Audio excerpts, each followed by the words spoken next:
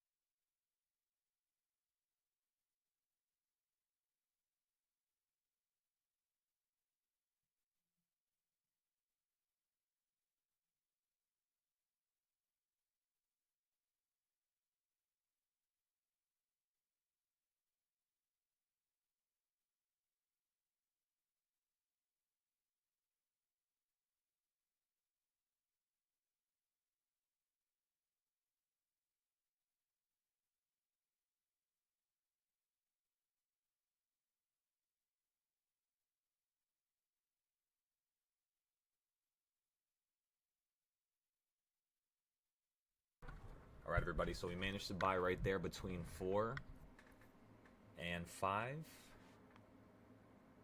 We just bought within the last 30 seconds. So now we're going to hold this trade for at least another hour, 30 minutes maybe. Let's see how much we're up right now. So currently we're up $310.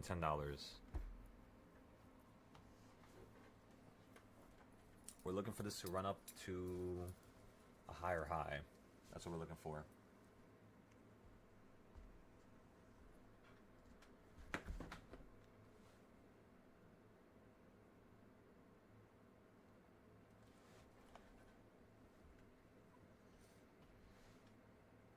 Excellent job on that trade, ladies and gentlemen. Beautiful play right there. We're up 600 now.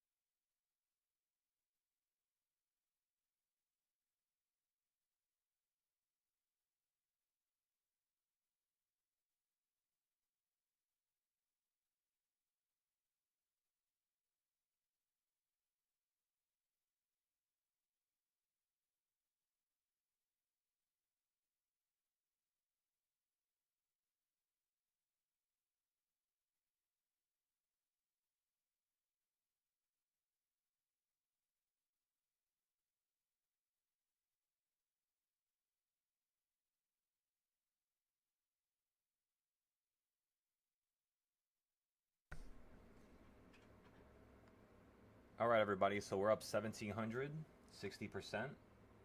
That wasn't even the peak right there. I just looked at it right now after I posted everything.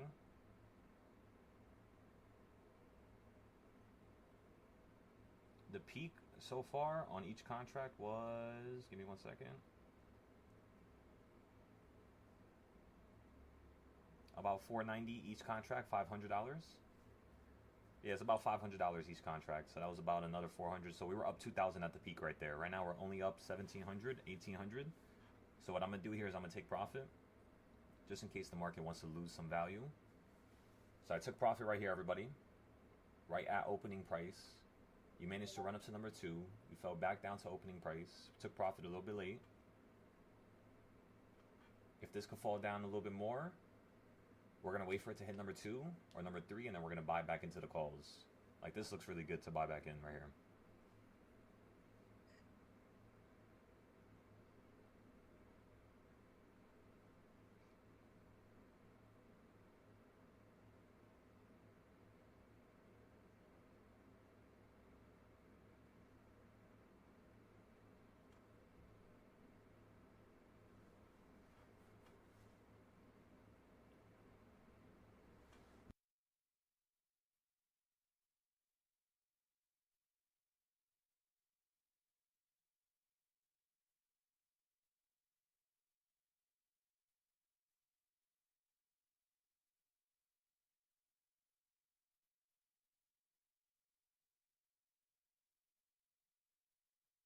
Everybody, I'm about to buy back in soon. That shit looking like GC. Right? Very aggressive.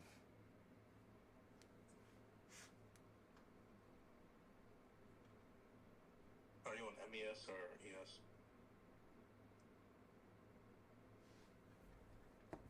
ES. How many contracts?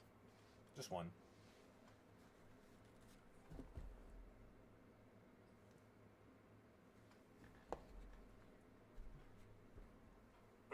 If it wasn't for the marginal issue, bro.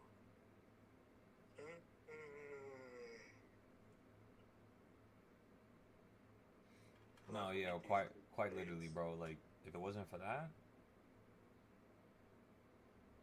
then, you know, we would have a lot more opportunities. Yeah, you can make a lot more faster.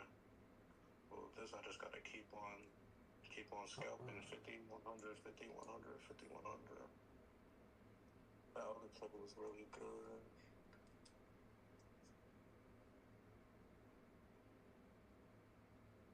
It got to be something mental. I don't know how I managed to take the same amount of money for 2 trades at the same time. Like, I took 52.50 and then I took 52.50 again. What the fuck made me do that? I took 52.50 with 1 contract of MES, and then I took 52.50 with 3 contracts of MES. What the fuck made me do that twice? Like you said, it's psychological. Something about 52. Well, I mean, because three of those, right? What, you talking about just 52 or 552? No, 52. I mean, yeah, just 10 trades of that, you're already up, you know, $500. Yeah, I need to make...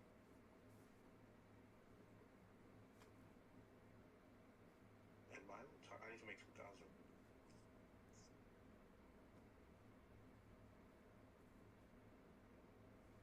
So, 20 trades of 100. Let me see. Okay, I posted this everywhere that I sold it.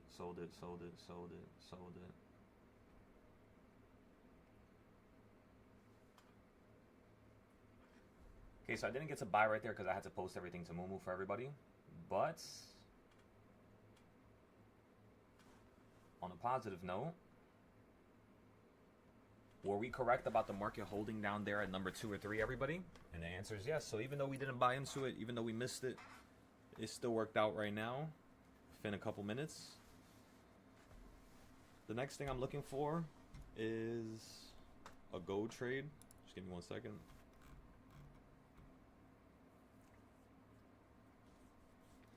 Yeah, market looks like it's still going to launch upwards here.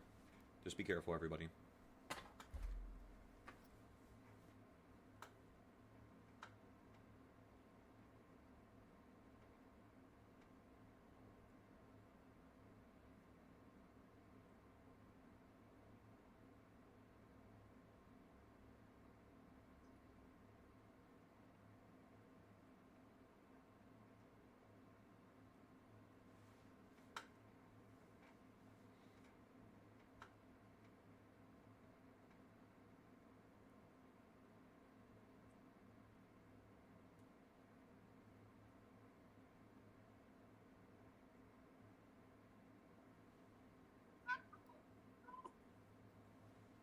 Oh shit, where's the fucking video I was talking about?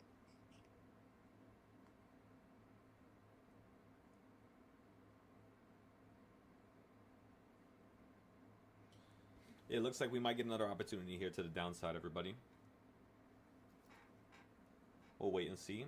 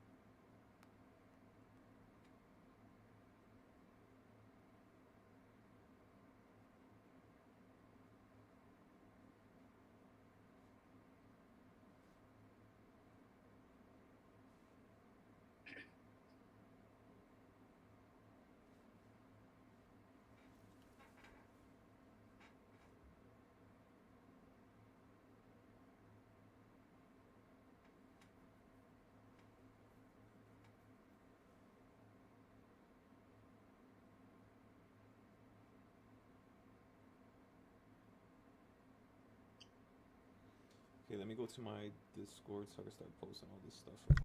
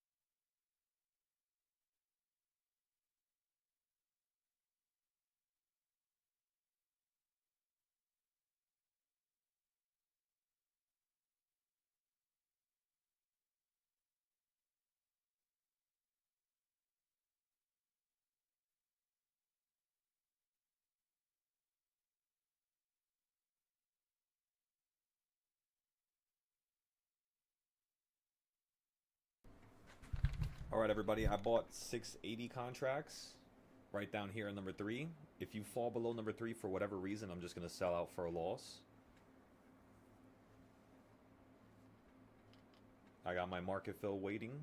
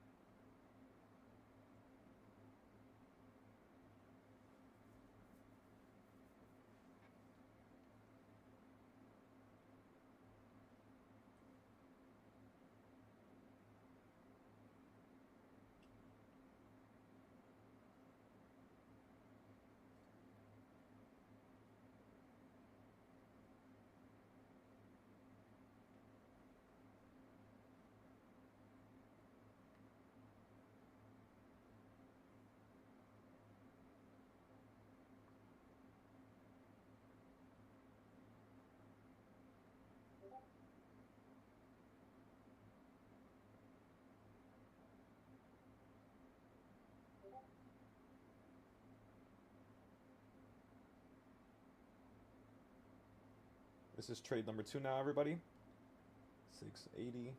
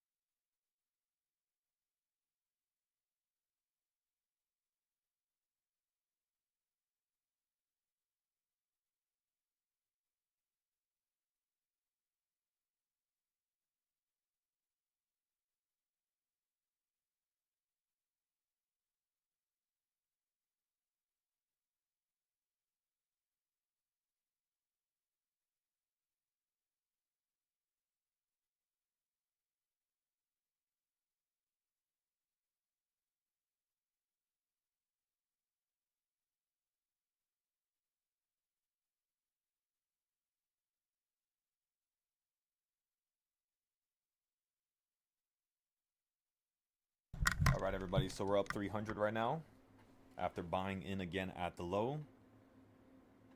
You managed to hold on number 3 exactly how we said we wanted to hold. And the next thing I want to see now is if you can hold above 1.5 so that we could run up to number 3 on the opposite side.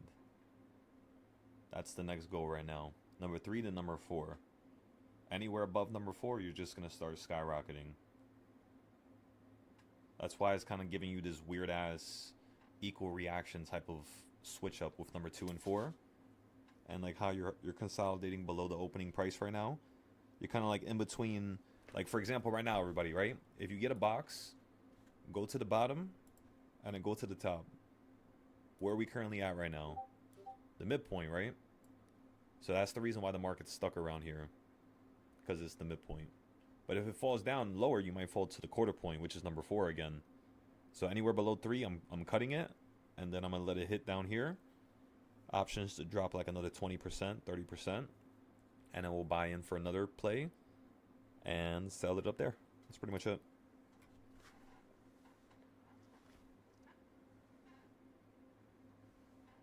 I'm posting everything on Twitter and Moomoo so far. I'm trying to get the hang of it. And then I'm going to start posting everything on Reddit. And then on the YouTube community. And then right after I consistently can post on 3 different platforms at the same time. 4 actually, if you count the Discord. We can start posting on other applications or other platforms. I think I want to start seeing if I could go live on like Kick or something. Or Twitch as well. At the same time, because my computer could handle all that. It's just I gotta take out some of these tabs so it doesn't glitch like how I did last week.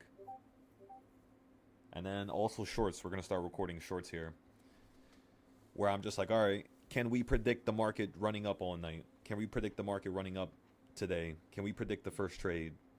And then you have like a little short video like discussing how that first trade went, what we could have done better, what we did that was poor or improper. And yeah, that's all.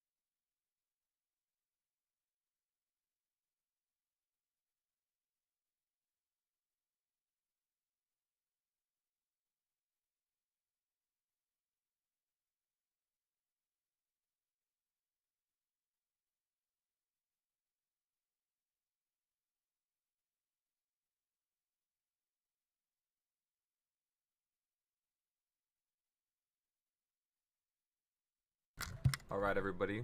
We're up $1,000, 30% here. We're just going to take profit again.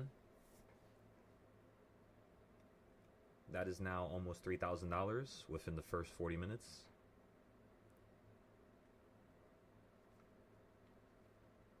Excellent work, ladies and gentlemen. Excellent work. We're up $1,100 now. 35%. Okay, I'm taking profit here.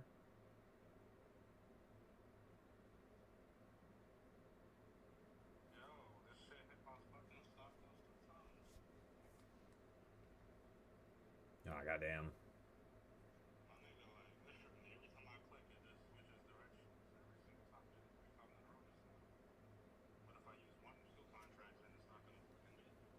Right.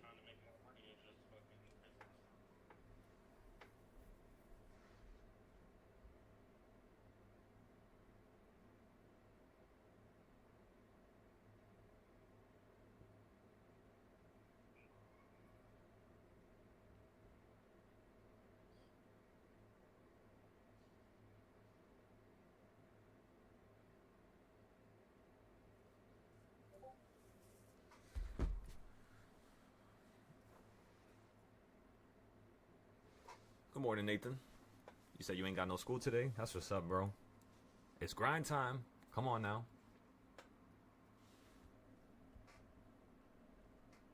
Just take things little by little, you know, because today's moving a little quick just like yesterday, but not as aggressive.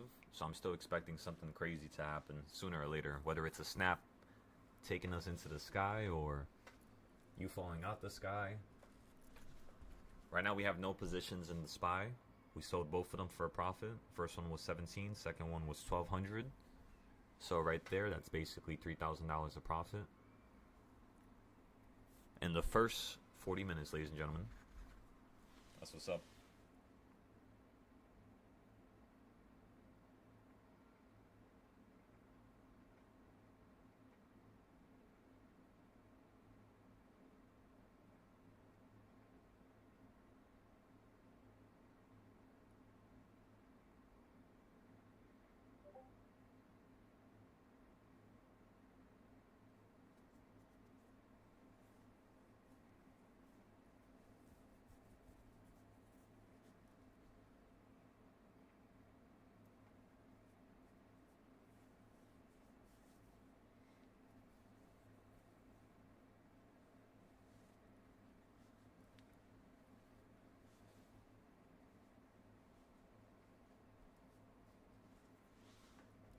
Same time, let's start these other challenges.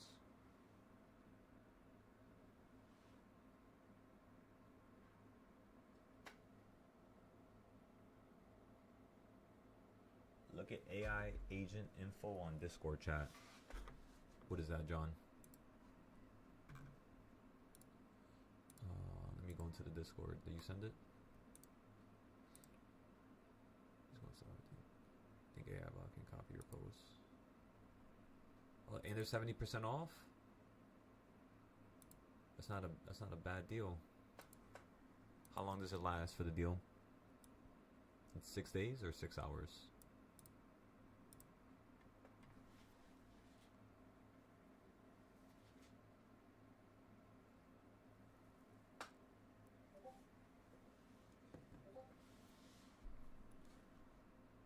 Nah, yeah. I'll probably try that right after.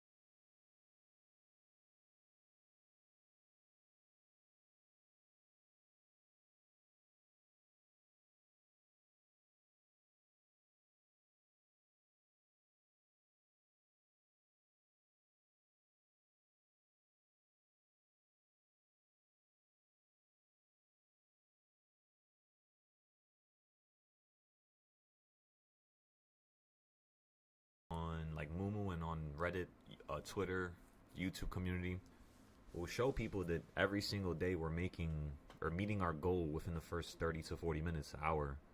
Even if it's a fast market, slow market, we're always meeting our goal within the first trade or two trades. So I'm sure people wouldn't mind if I raise prices because, they're making way more than whatever they're spending. Seems like a good business to me.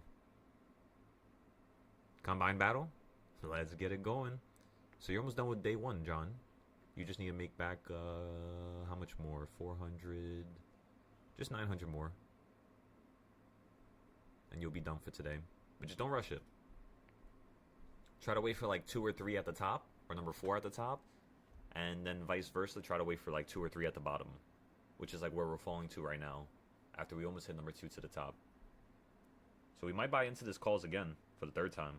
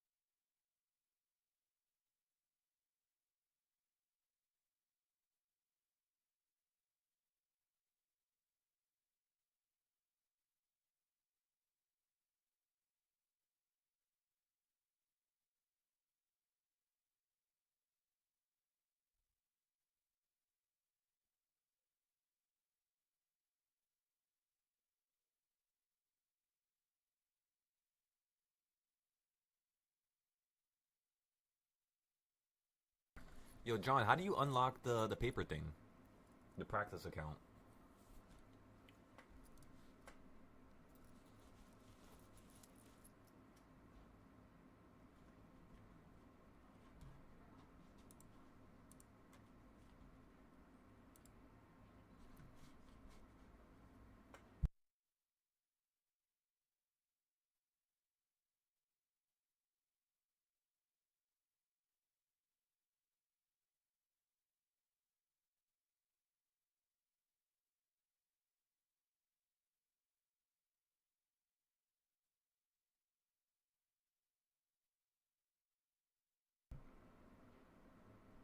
Oh, okay. Let me see.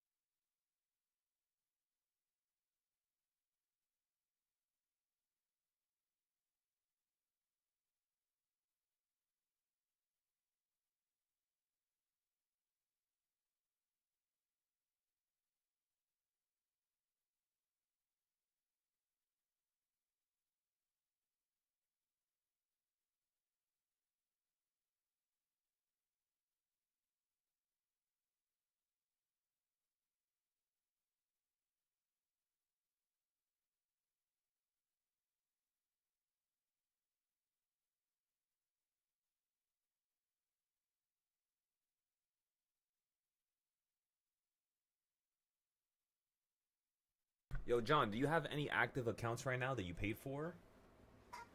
Or can you do it without an active account? Because remember, I lost my accounts. But again, I just got a free reset. So I want to see if John has his accounts. Because if John doesn't have accounts and he's able to practice, that means, yeah, you could probably do it. Unless it just tells you that you had to have like another account. Oh, you have a combine? Okay. So that could be it. That could be what's going on here. Oh, you're saying they gave you a free combine? Yeah. Okay. I mean, I have two combine accounts right now, so I'm chilling. I thought they need to give me a free Express account. Now, the only time they gave me a free Express account was when they mistakenly suspended me for something I didn't do. Okay, so let's play with the practice account now. Since now we have this practice account, let's actually make a challenge. Give me 1 second. Let me go through everything and write it down.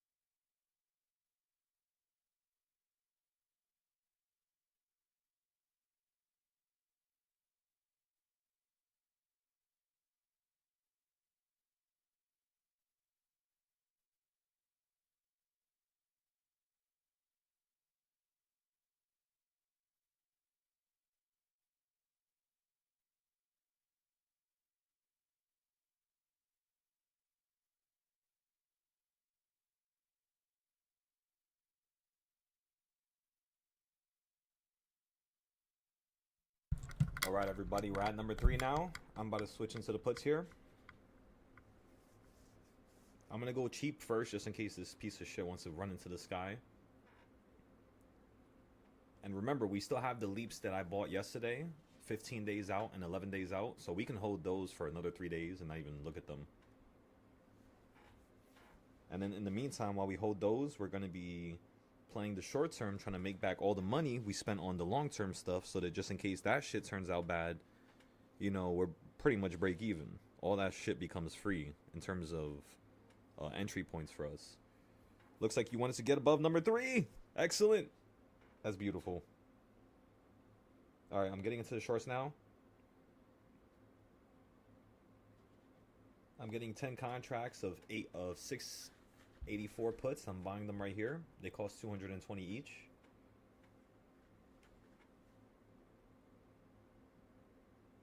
$684 puts, everybody. That's what I just got into. Quick, quick, quick. Go, go, go, go, go.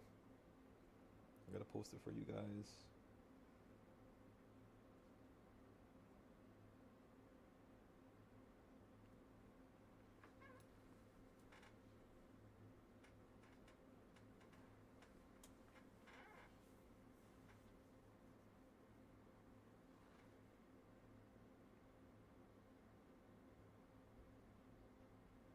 Options trade number 3. Puts 684.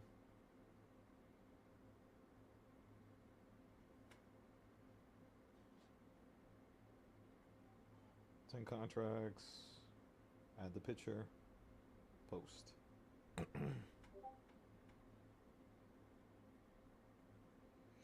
All right, next, let's copy this.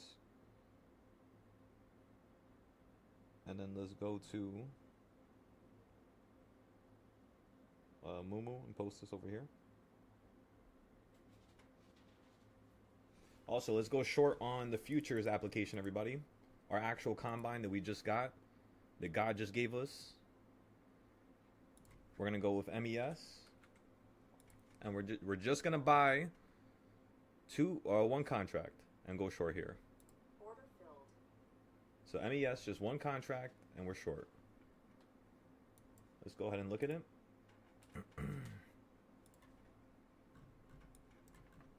I'm gonna show you the screen right now. Just give me 1 second. We bought right here below number 4. If it runs up above number 4, we should be down around like $30. Right now we're down around $17, $20 with one contract. Remember, this is future, so this is more risky. This is more dangerous. So we're gonna have to have a nice little stop loss just in case this wants to run up to number 5 or 6 or 7, because that's what I'm thinking it's gonna do today. It's very bullish, I'm telling ya. And the only reason why it's because you're opening up in this little like lower location. And today, what is our date, everybody? Today's the 13th, right? Remember, every 7 days the market changes directions. So 7, 14, 21, 28. Today's the 13th, which is 1 day before the 14th, which means yes, the 14th could be lower than today. However, you tend to sometimes bottom off on the day before or the day after the 14th. The 14th is on Saturday. Monday is the 16th. What's closer to the 14th? The 13th or the 16th? The 13th, correct? So that's why I'm thinking that this might be the low. And then the 14th to the 16th, you might be continuing the upside. So yeah, we have to be very careful here. All right, let's go back to the reversal chart, which is your short-term stuff. You're at number 4 perfectly. Let me post the puts that we just bought into. Let me erase this. SPY. On the combine, we just need to make 1,500. So we'll try to see if we can make it by the close. I'm sure we can, as long as we get a nice little decent position here on number 4. I want to see if it's going to fall through number 3 and hit number 1. If it gets above number 4, we're going to stop out. Look for an entry around number 5 to 7. And then see if we can get a nice little drop from the top end. Just in case it's like really, really, really bullish right now. All right, let me post this. Give me 1 second.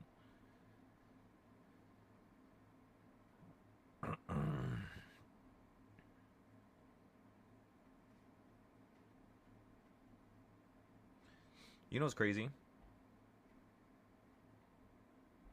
Actually, it's not really crazy. Let me not even say nothing. I guess at the end of the day, it still helps me.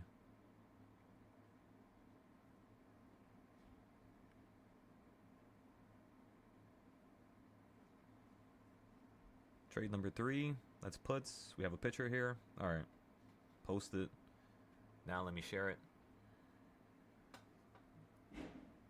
I'm not going to lie to you guys. When I actually get to post these trades, it's like I'm doing so many things at once. But it's kind of fun getting lost in something, you know? Where it's like you don't even have time to fucking think about something else you're doing. It's just straight trying to execute, send post.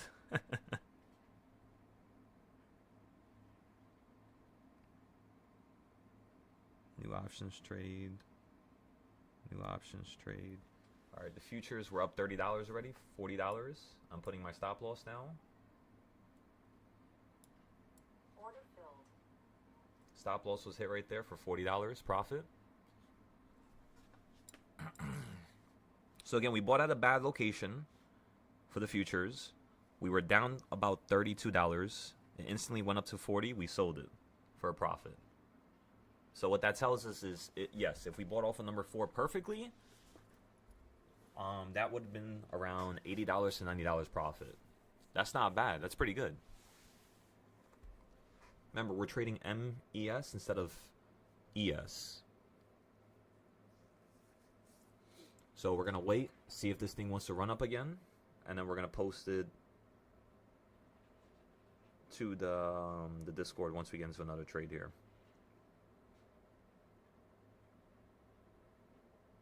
Trade number 3, sold trade number 3, sold trade number 3. Or not sold it, but bought it. Sorry.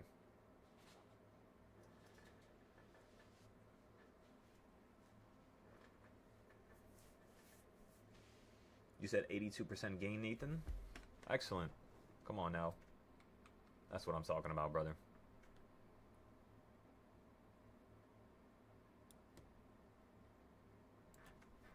We're going to start posting people that are profitable in the YouTube community on the Discord.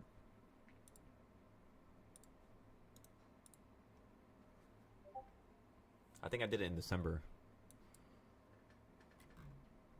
I should start doing that more. Or would I be... Did I post it over here? With wins. Oh, yeah, I did.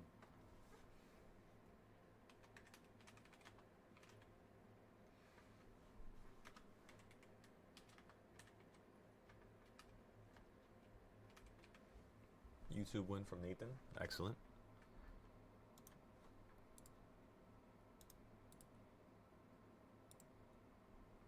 But yeah, whenever you guys successfully have some profit, post it to the YouTube chat. I'll take a picture and then post it to the Discord. Come on now. It's still awesome to see.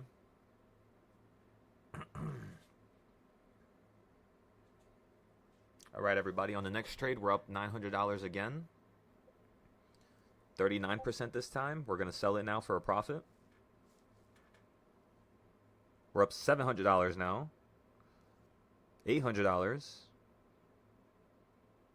Shit. We dropped a little bit. That was the peak right there. 770. I'm selling it. 810. All right, I'm getting rid of it. Go, go, go, go, go.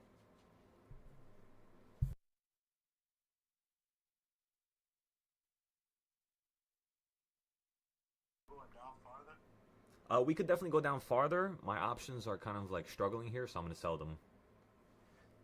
But we could definitely go down way further. We'll put your stop loss just in case. No, I have a stop loss, but I don't. Because right now, this was the first time you hit the EMA, the pink one, on the 5 minute. So sometimes when you hit it for the first time after you ran above it, you tend to make a new high. But that's not the first time you ran above it. Correct, everybody? Earlier today, you were above it at around...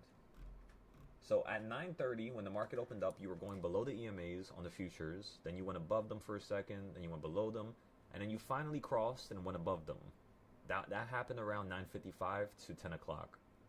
Ever since 10 o'clock, you got above the EMAs, fell down on top of them, went through them again, held below them, ran above them, and now you're holding on the pink one.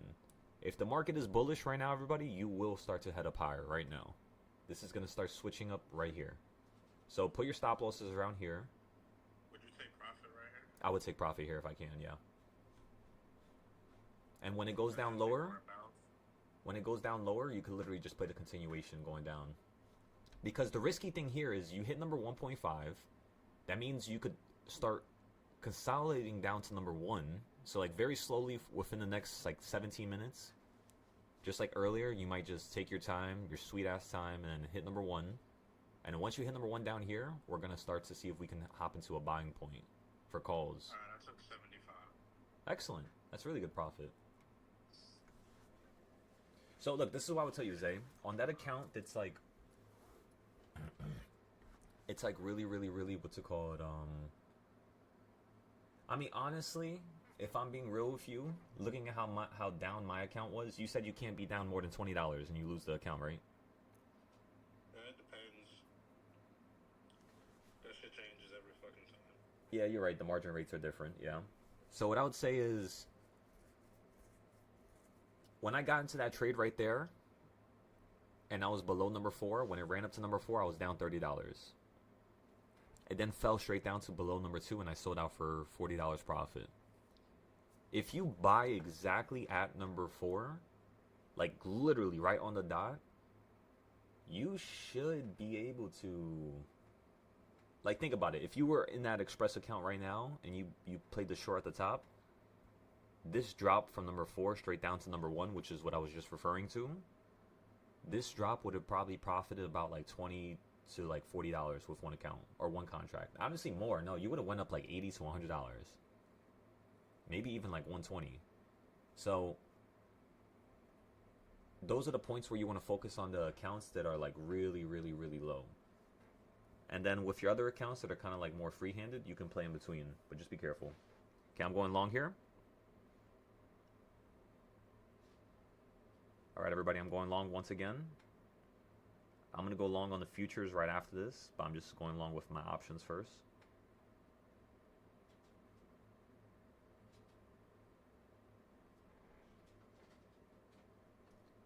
I'm buying 682 calls. Again, I just bought 682 calls here. 682. 682. 682, 682.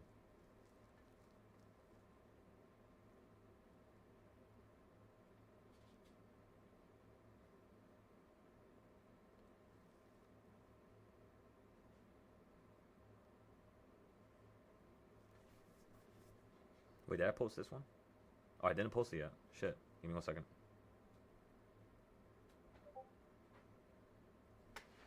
Oh, wait. I'm going behind.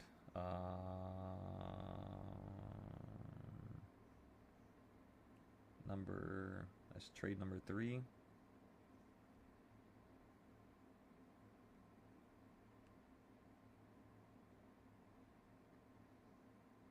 Actually, let me stop putting that there, and then I can go here, and then we could just put this $900, and then go here, copy this, send this,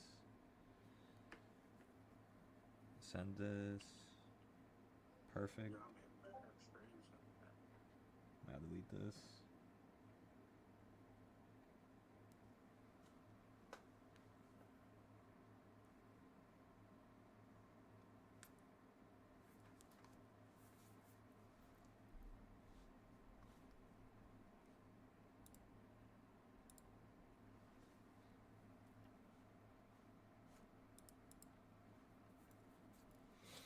Okay. Next thing is next. Last time you hit the top of the BB on the 5 minute was at 9:40, or the first time you hit it today was at 9:45. The second time you hit it was at 10:10 news, and then the third time you hit it was around 10:25 to 10:35. So what I want to see here is I want to see if the market's going to curve upwards before you slam down below the BB again. So we could go long here with one contract. Order filled. I just went long right now with one contract. Be careful. Everybody be careful. This is an area where you're in the middle. You could slam out the sky. You could do something really aggressive still. You fell from number 4, which is, you know, what we wanted. You fell down to number 1, which is, of course, something we always look for. You then fell down to the one on the negative side, so now we're on the bearish side. So since this opened up that door, of course, you can continue to fall. What you're looking for is those same little wicks that you were getting around number 2 and 1.5. It's staircasing, right? So when you hit number 1.5 last time, you weren't really hitting number 2 no more. So now I'm not really looking for you to hit 1.5. I'm looking for you to hit something a little bit above it, which is currently what it's doing right now. And now we're profitable. So we're just going to hold this for a second. Let me post this to the Discord and Mumu, and then we should be good from there.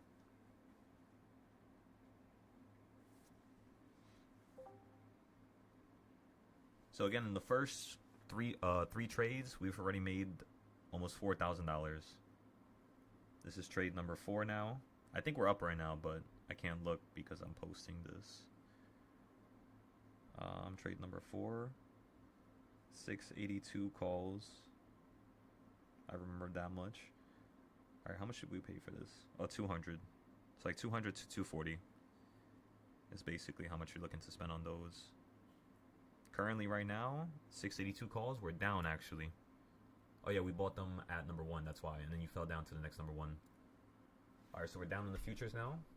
We're down $6. Now 17.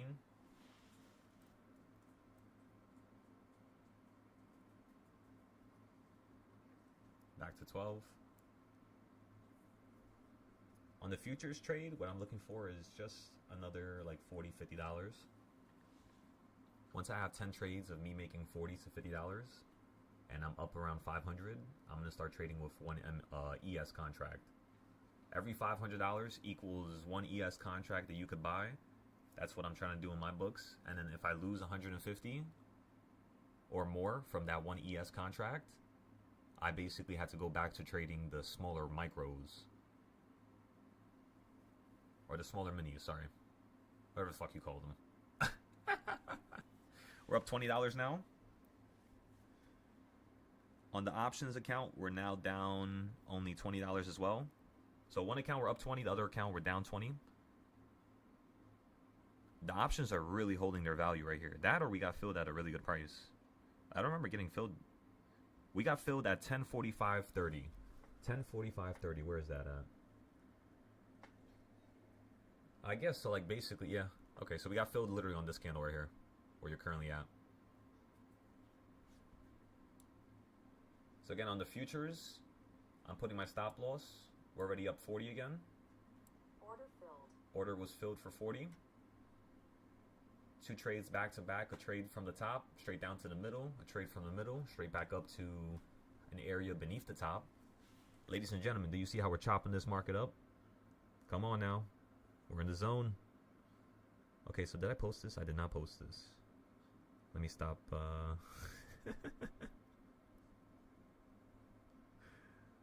Going back and forth. Okay, perfect, perfect.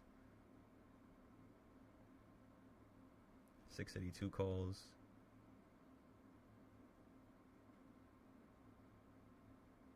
$682 calls. All right, excellent. Oh my god, bro. What's going on over there, doctor? Dude, not letting try to let me get in.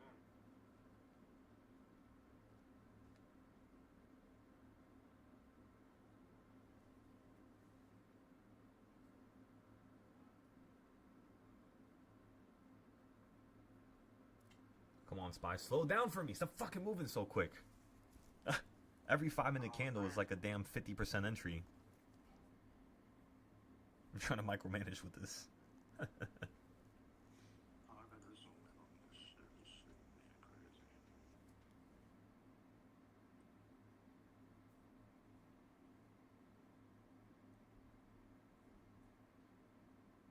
I can't tell how much I'm up right now, everybody. Give me 1 second. I'm fucking trying to do this as quickly as possible. Go, go, go. That was beautiful profit. $1,200 right there. Oh fuck! I'm getting the trades confused. Wait, this is trade number 2, isn't it? That's trade number 2. That's not 3. Because Right there. number 3 was more. This should be number 3. Yeah, that's number 3. And we'll put when we first bought it.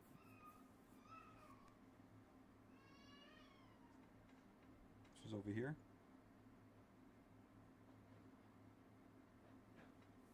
I know there's another post of me posting it before I bought it. Yeah, right here. Okay, perfect.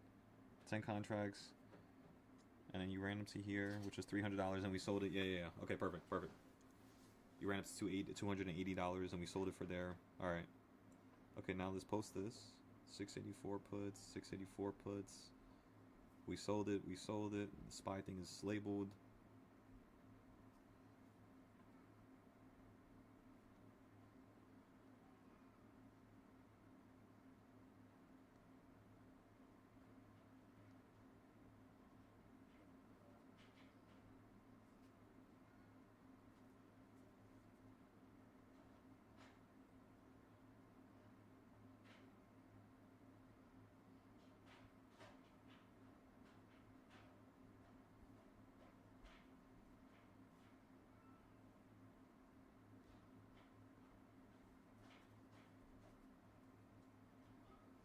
Okay.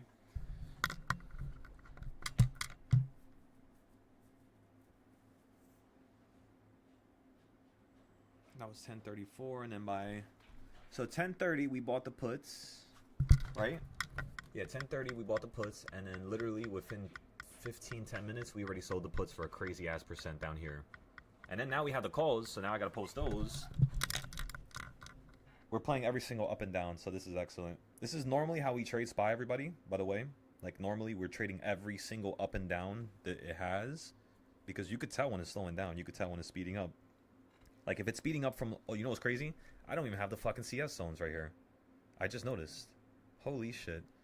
Imagine what... Oh, my goodness. We're not even trading with the CS zones. I forgot. Alright, let me add it and see how ridiculous they look now. This is about to get a whole lot easier. Okay, so that's one. Then the next one's going to be up here, green, red.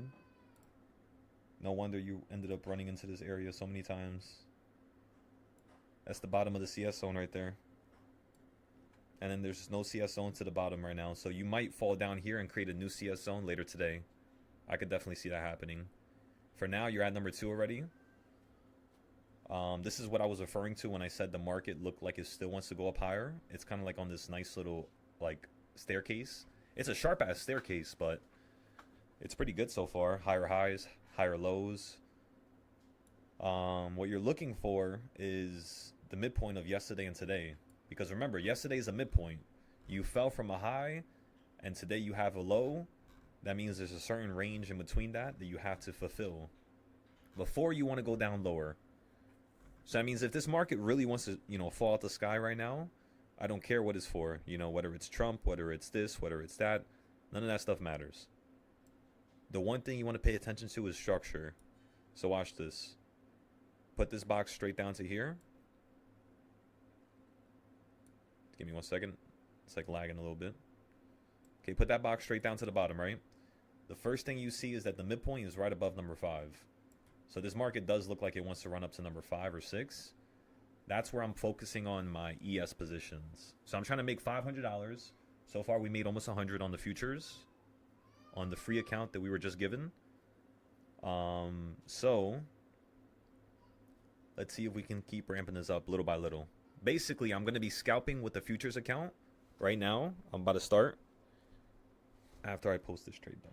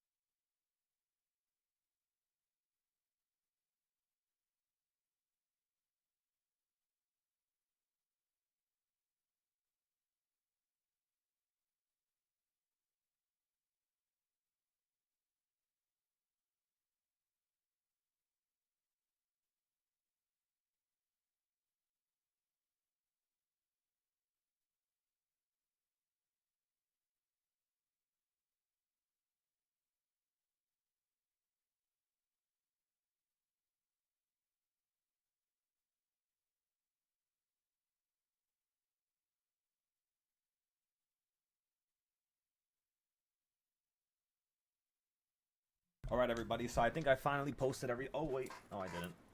I didn't post it everywhere. So we posted it on the Discord. Let me make sure. Okay, trade number 4 was posted over 10 minutes, over like 20 minutes ago. We posted it on Moomoo. Twitter, we have to post it here. After I post it on Twitter, we can then look at the option. That's the rule. We can't look at our option unless we post all of our links first.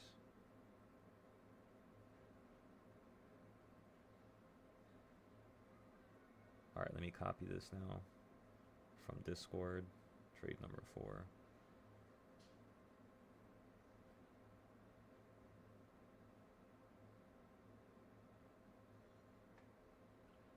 Okay, and then select all this, delete it.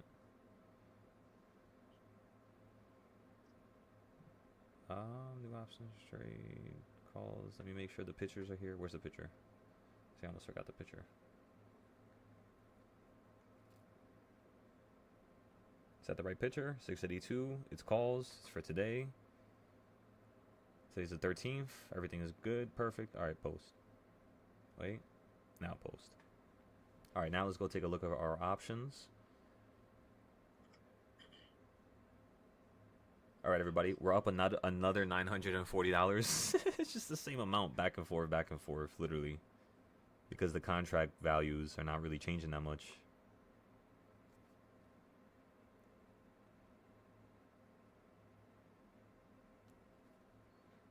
Okay, so we're selling right here for 40%. That's another $940.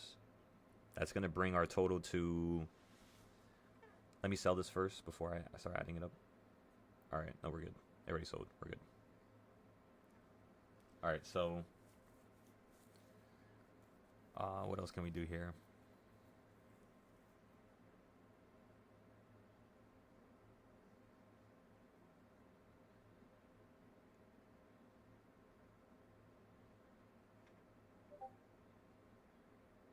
Okay, so that's 940 plus 900. Oh no, 940 plus 88, 880. That is 920. That's 1820. 1820 plus 210. That's 1830. That's 2030. 3030. 3030 plus 30 equals 3060. Plus 700, that's 3,760. Plus 1,000, that's 4,760. So far today, everybody, we made 4,760. With most of the money being made in the first 40 minutes. Just because we've been slowing things down a little bit, making sure we don't get caught. It's 11:11, everybody, make a wish. But don't tell nobody. Is it profit? Is it success? What is your goals for the rest of this month? You still have 2 weeks left. We still could do a lot of things, you know. All right, so let me go ahead and make sure everything is posted now. That's trade number 4. The next trade I think I want to get into is probably going to be around number 4 to 5 on the reversal points. Say that again, Frost. I said to get a green trade. That's why I waited. Oh, you haven't gotten into any one of the trades we got into yet? No, I was busy this morning. Ah, okay. Yeah, if anything, just wait next time. Wait till you can join up. So you can get some extra capital. I'm here listening now. Say that again? But I'm here listening. I started working on my CS zones last night. I'm not done. Hopefully I get some time to finish it up today. Well, even with your CS zones, that's only going to help you so much, right? You need to create the CS zones that are created today. Those are the ones that the price action really is going to show you a reaction on. It's proper. The ones from yesterday, it's going to listen to it. It is, but it's going to be a little bit more unstable. Meaning the entries that you're buying into, unless it's at the low or at a high, everything in the middle is going to more so want to react to that shorter term boxes. If that makes sense. No, it makes a lot of sense. I wasn't making it solely for today. I was making it just to get in the habit practice. Right. But it definitely makes sense what you were saying, because yesterday was just a long trend, and then we're getting probably half of it today. So, yeah, that's what I'm thinking. That's why I think it's more bullish than bearish. Like if this market wants to be more bearish than bullish right now, you have to do one thing and one thing only, and it is this right here. Yes, to break 680. I'll show you right now. The low should be right here. Yeah, that was the low today. So you got to get from here, and you got to get below. So if the market right now drops below 681.89, you have an opportunity for this to slam straight down to the lower portion right below it, which is like 680.80. So you have like $1 of a range down here that you could play with if the market wants to fall right now. Anywhere below that, you're falling straight out the sky into number 5 or number 4, because that's the quarter point. So right now you're above the quarter point and you're heading up to the middle point. Once you hit this middle point, you can start heading down lower. So if the market really wants to crash, it's going to get below the quarter point and then just fall, basically. But if it's going to do a normal crash, not as aggressive, it's going to run to the middle point and then drop. If the market wants to go up higher, it's going to have no problem getting above this midpoint. It's going to go straight up to number 8 or 9 today. Because you still have a bunch of time left in the day. And once you hit... That's what it did last week, right? It did something like that, I think, on Friday. Something similar. Because Thursday was like the drop, and then Friday you started like running into... Like right here. This was Thursday last week. Friday you gapped up, and then you just ran up all day. So Friday you managed to do a combined total of 680.91 to 692. Last Friday you ran up $12. So far today you ran up only $7. Oh, okay. Not as big as last week, but still a reversal. And then there's PPI this morning too, so that didn't help to make the volatility jump. Well, you got to understand, yesterday PPI was supposed to come out. So since PPI didn't come out yesterday because of the government shutdown, you basically are blind for the next 3 months of CPI, which is not a good thing. You know, that's not good, because January is kind of like a month where you're waiting for the numbers to normalize. You want to see what's going on, and then if February's numbers are really different from January, it's telling you a big story is occurring in the background. So now that we don't have that, it makes people more confused. And when you have confusion in the market, what tends to happen is dramatic just trends. Yeah, so all that did was basically stimulate the market. And then usually when you get something happening on PPI that's negative, so like let's say yesterday PPI was supposed to come out and the market dropped. Or let's just say PPI came out 2 days ago, but nothing happened. And then the day after PPI, the market dropped. And then the next day is CPI. You tend to run up and fill up half of that gap, if not the whole thing. So today could still fill the whole entire gap from yesterday. But I think it's going to do at least half, maybe a little bit more than half. And then tomorrow we're going to open up at a lower low, meaning all night after hours, we should be heading down. So when we're trading futures after hours today, oh no, we can't because today's Friday. Fuck, I forgot. So yeah, and then we don't open until Tuesday. Monday's holiday. Ah, shit. The futures you're open, but not options. No, you're right. Yeah, that pushes things back a little bit. All right, so just in case, let me see if I can finish this futures account now. That's more of a priority. So we sold trade number 4. Let me make sure I post this everywhere on Twitter, and then we're gonna slow down for a second. I might close the live and just go private here, just so I can focus on this. Because sometimes I feel bad when people are on the YouTube and they're asking questions and I'm not responding, because I'm not like, I just don't have the time to look. Unfortunately. I was trying to figure out, because I saw you play the calls of 15-day. Yeah. Was that the part of the reason your rationality why you did the calls? Oh yeah, because look at this like this. Look at my weekly areas, my weekly trends. So these boxes, I made them since August. I already had these trends here.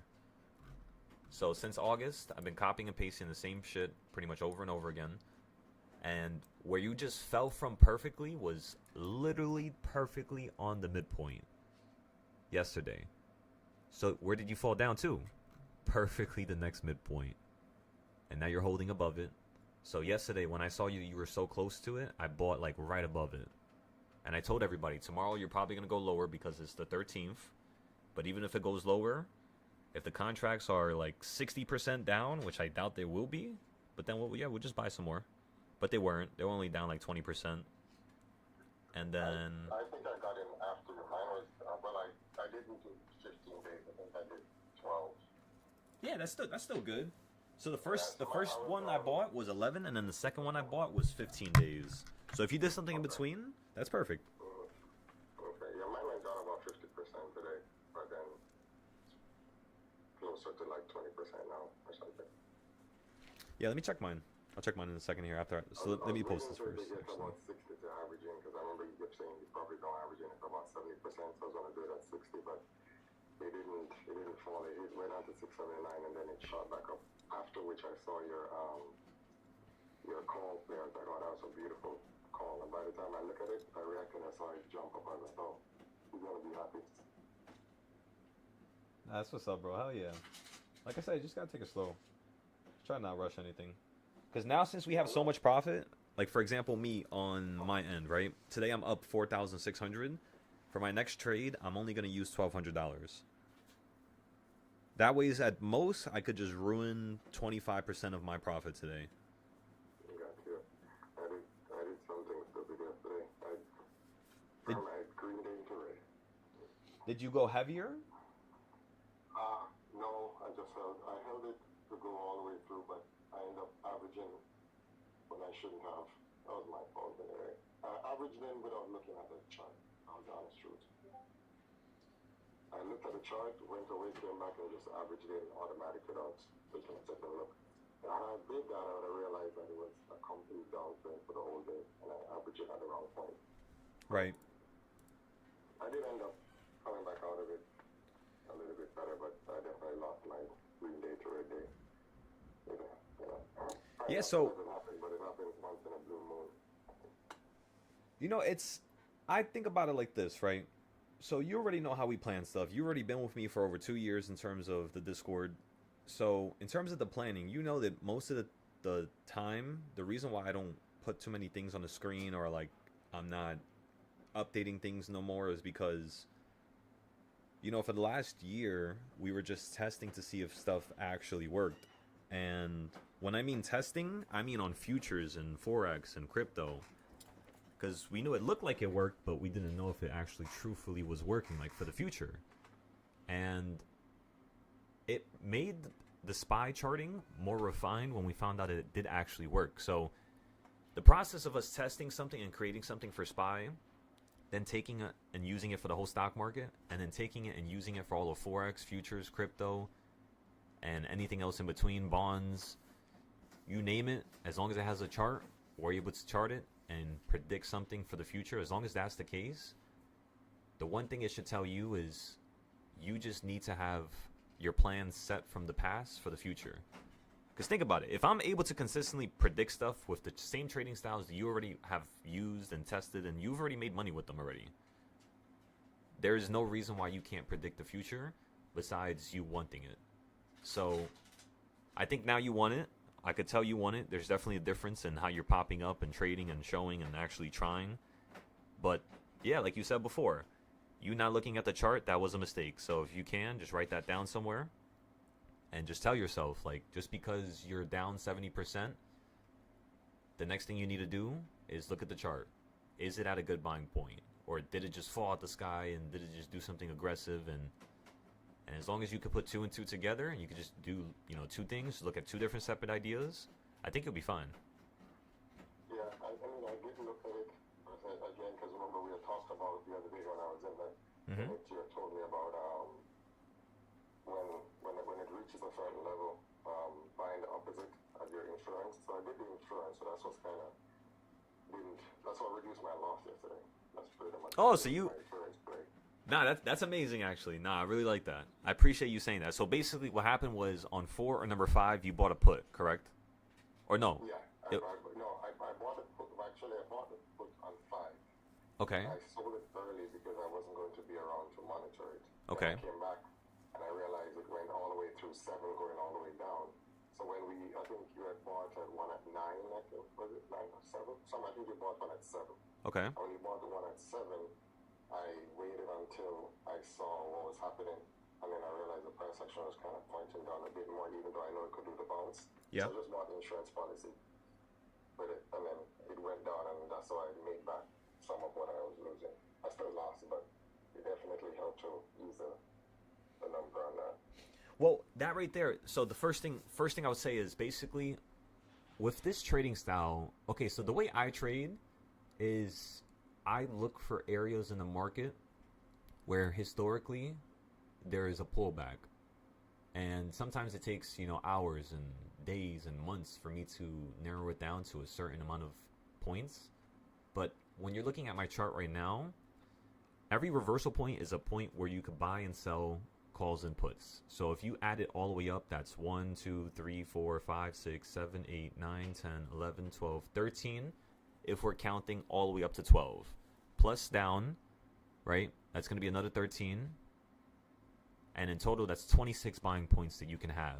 These 26 buying points, they are all C to A setups. Meaning, in terms of A setups, there's only 1, 2, 3. There's only 6 A setups. So out of 23 entries and 23 trades that one could take throughout the day, there's only 6 of them are the ones that you should primarily put more money on. Just like how you hit number 4 today, and that was the first time I traded with the futures account. We ended up being profitable, and then we traded calls going back up. We ended up being profitable on that too.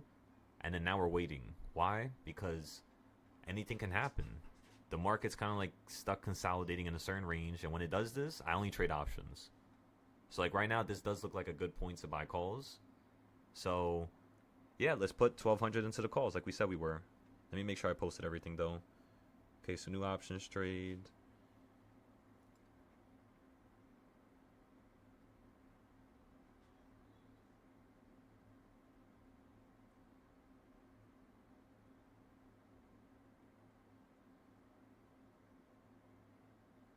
I didn't post this on Twitter, so I'm posting it right now.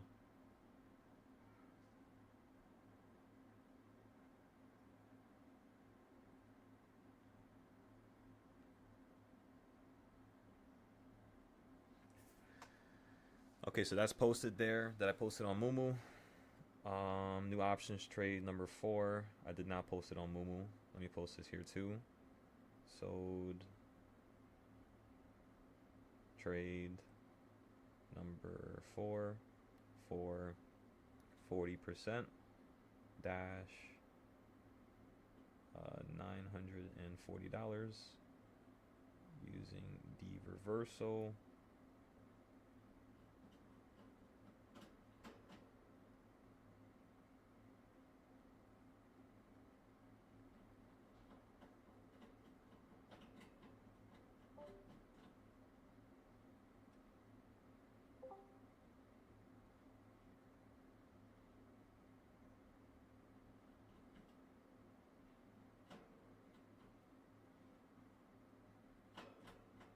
Jinx, can you please stop biting your cage? Oh my god. Yo, she was doing that shit all night, and she kept waking my ass up every like 30 minutes to an hour. I woke up one time at 3, fell asleep, woke up again at 4, fell asleep, then 4:30, then 5. And then, yo, when it hit 7 o'clock, she kept waking me up like every fucking 20 minutes.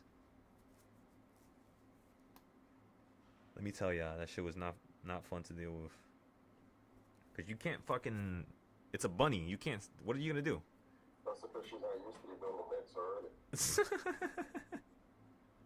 Bro, she just stays up all night because usually I'm staying up all night trading. So, like, I guess her sleep schedule is all over the place. Exactly.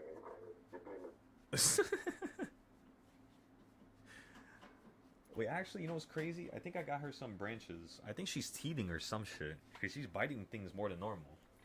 I don't know what the fuck's wrong with her. But I have, like, these branches.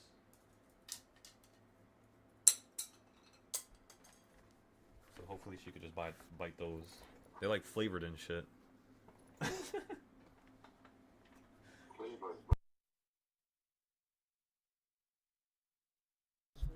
Nah, yeah, I got her flavored branches, yeah. Because she keeps biting shit, so I'm just like, alright, if you're teething or if you want to bite stuff, like, I'll just get you something that's hard. Like literally everything in my room, if it's wood, it's over. So everything that I have is like plastic, so her teeth can't grab onto it, and it's like all like rounded edges. You know, we take her to Bunny BK soon. Let's drinking about it. Nah, yeah.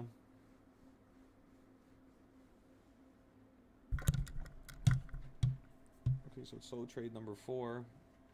So we didn't get the calls right there, everybody. I was a little too slow, but as you all see, that the what's called the calls right below us work, and the answer is hell yeah. So that would have been trade number 5 right there. What time is it? It's 11:30. That's not bad for trade number 5. Usually by 11, we're like at number trade, like you could say 6 to 10, somewhere around there. One time, I started trading at 1 o'clock in the afternoon, and from 1 o'clock all the way to 3, we had like 16 trades. I stopped posting after like 10 because it was just moving too quick. But yeah, that was crazy. I think. Trade like that, I know I'm gonna make money. Nah, yeah, but you know, every day we could trade like that, and I could trade like that. The only thing that separates us is the consolidation. Because like the days like yesterday, you know, we were looking for some more back and forth action because it's a Thursday, and then it looks like today's, you know, the day where you get in the back and forth. So whatever we were trying to do yesterday is what we're doing today. And yeah, we ended up losing out on one of the trades. I believe it was around 1,200 to 1,600. But we made the profit, of course. So we ended up making more profit than what we lost because at the end of the day moves. And today, with the profit that we made, it not only, you know, kind of like takes us another step above what we were at yesterday, but if we only use $1,200 like we said we were gonna do, it's like almost risk-free. And then once I get to like 10,000 today, because that's what I'm trying to do. My goal is 10,000. Just because I need the capital right now. And then once we take that out, we'll go from there and see how much we have. Because I need this account sitting at around 15 to 30K, just so I could trade, you know, a bunch of times throughout the day with you guys. Because that's the main account that I'm using. It's just with this account, the second I start going above 40K, 50K, I start trading. I start trading some little aggressive trades for fun. Some stuff that I normally don't do because of the opportunity just presenting itself, you know? But with this market right now, it's kind of like we want to tighten up on that. Put, you know, like remove some risk. Go back to how we were trading a little bit earlier in the year. And then just keep doubling it after that. Because normally with the options that we get into, like the 5 days, 10 days, by day, like let's just say it's a 10-day option. We're trying to sell it, you could say, by day number 3 or 4. And usually, we're up already 30% to like 60, 70% by day number 4. Usually the next day is either lower or it's kind of like consolidating or it's slightly above. And then day number 2 is kind of like the day where it cements that uptrend or downtrend. You guys know I got into a Tesla trade. Did I talk about this at all? I don't know why the hell I'm in a Tesla trade. I have no idea. You got into a Tesla trade too? Where the hell did I post it? I was like looking around the Discord. Oh, I posted it in the chat. Was it my... Let me see. But we posted so many trades in the last week. It's like... Oh my god. Let me see. That means I must have posted it here. If I'm going to take a trade, I'm going to post it here. Unless I was worried about the trend, then usually I'll speak it out loud and not post it. And whoever hears it is who heard it. Trade number 10. I can't find it. This is the 30th. There's no way I got into it 2 weeks. Let me see. I could just check my damn phone, and then we'll look at the Discord after that. Wait, so trade number 4.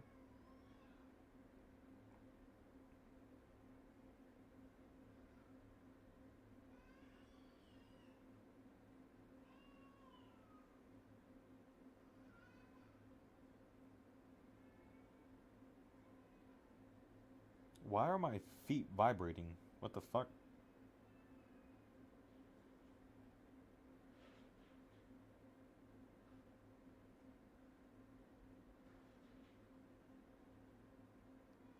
I don't think that's normal. Why is it doing that?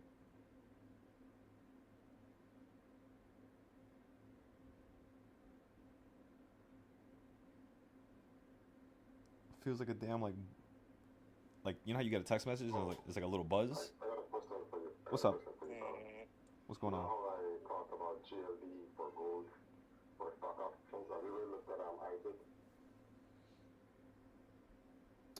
ISID? No, I haven't really tested it or tried it yet.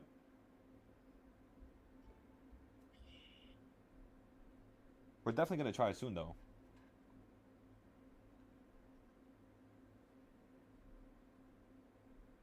Yeah, I use GLD again. I try to mirror it from you, but again, it moves different from futures versus options. So, but it still moves and it moves.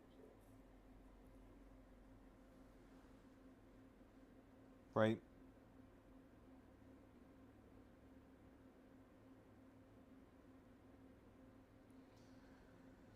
Okay, so first of all, am I in any trades right now?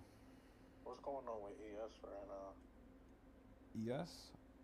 I'm not too sure.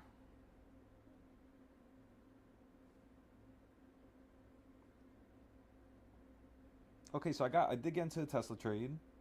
Oh yeah, I bought 3 of them. I remember now. That was yesterday. Yeah. Okay, I remember this now. Not doing so pretty right now.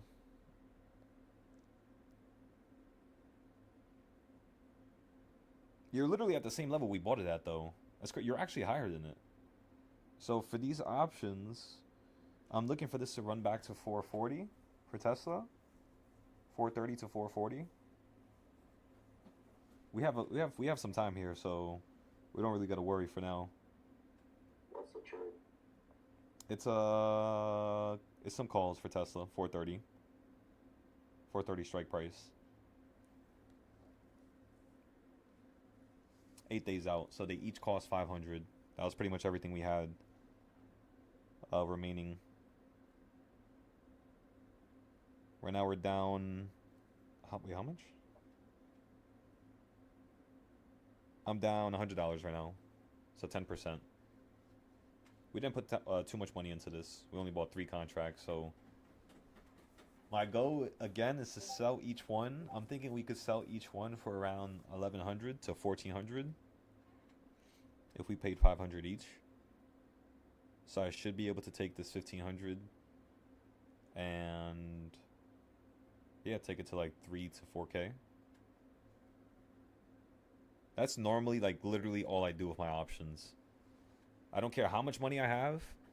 I'm literally just gonna use $1,000 and try to make 400 each trade to like 1,000. Once I have like let's just say I have 10,000 in my account, right? And I take it to 20K.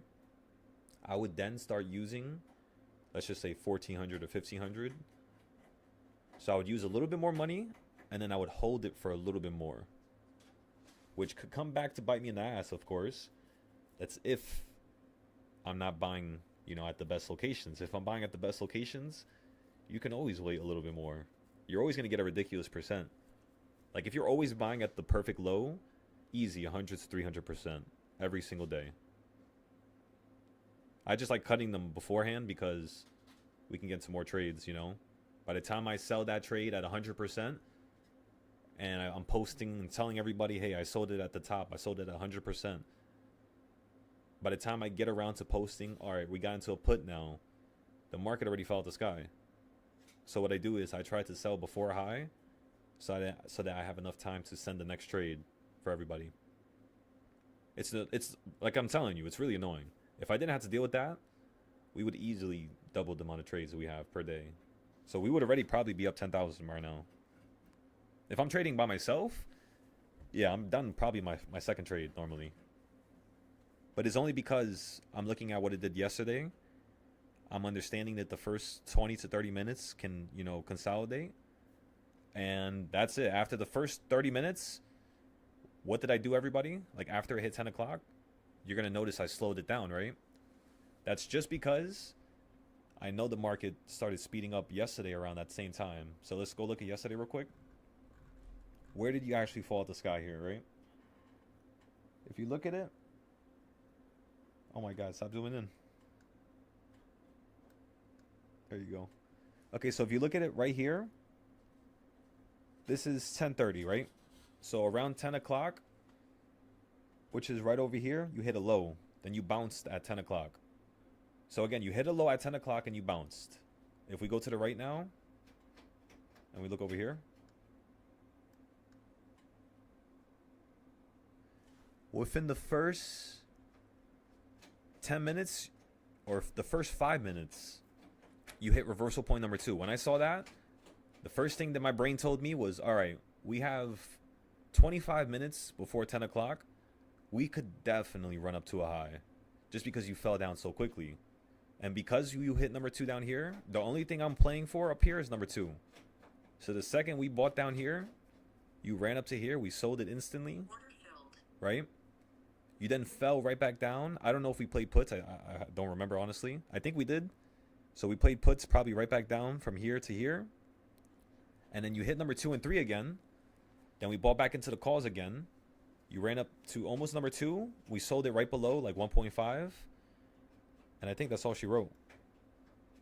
No, we did 4 trades. So we had 4 trades. We played calls the first time, right over here. And then, let me just look at my trades. Give me 1 second. It's just giving me, like, brain fog. Okay, so the first trade, let me see. Trade number 2 was at, what time is this? 10 o'clock. So trade number 2 was at 10 o'clock, which was at the low. So at 10 o'clock, just like yesterday, we bought, and within 10 minutes, by 10:10, we basically sold. Let me make sure that's the case here. Yeah, so we literally sold 10 minutes later. Then at that point, trade number 3 was puts for 664 at 10:30. So at 10:30, we played puts for 664. What that means is from right here, from 10 o'clock, once we sold that trade up here, literally up until 10:15, I didn't buy nothing. So we didn't trade this at all. We missed this, I believe. So then the third trade was up here. When you hit number 4, we bought some puts. And then we traded on the futures account as well. You fell straight down out the sky. You ended up hitting number 1. And then Zay was talking to me about selling his account. And then you ended up going down to the next number 1, which is exactly what I told everybody. The only thing is you went a little bit more aggressive. You ended up hitting up the number 1 down here and almost 1.5 down here, which is kind of what you did before. So I could see why I would want to do that now and continue that same pattern. It was just a little aggressive here. So yeah, we played puts from up here, sold it like right around number 1. And then the next thing we did, let me see everybody, give me 1 second. The last thing we did was trade number 4. We bought it at 1051. Let's go see where that's at. So we bought this right down here at the bottom, everybody. Or no, actually no, not at the bottom. Wait, what is this? These are calls. Oh no, I bought it at 1045. I just sent the trade in 6 minutes late. So I bought it at 945. Oh no, sorry, 1045. 1045 was the low. So we bought it at the bottom. I probably said it out loud. And then I sold this trade by 11:20. Or was that, did I also send that late as well? Yeah, I sent that late as well. I think I sent it when you were up here at these highs. Yeah, so I sent it at 11:20. Let me go check Webull to see what time I actually sold it. Okay, so that last SPY trade, I sold it exactly at 11:35.16. So 11:35.16 is...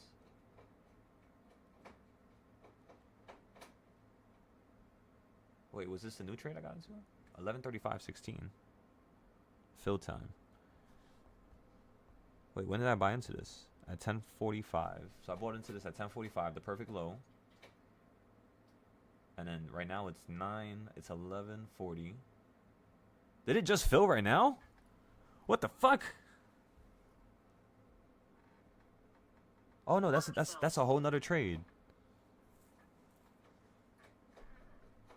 Yeah, it's a whole nother trade. It's a whole nother trade.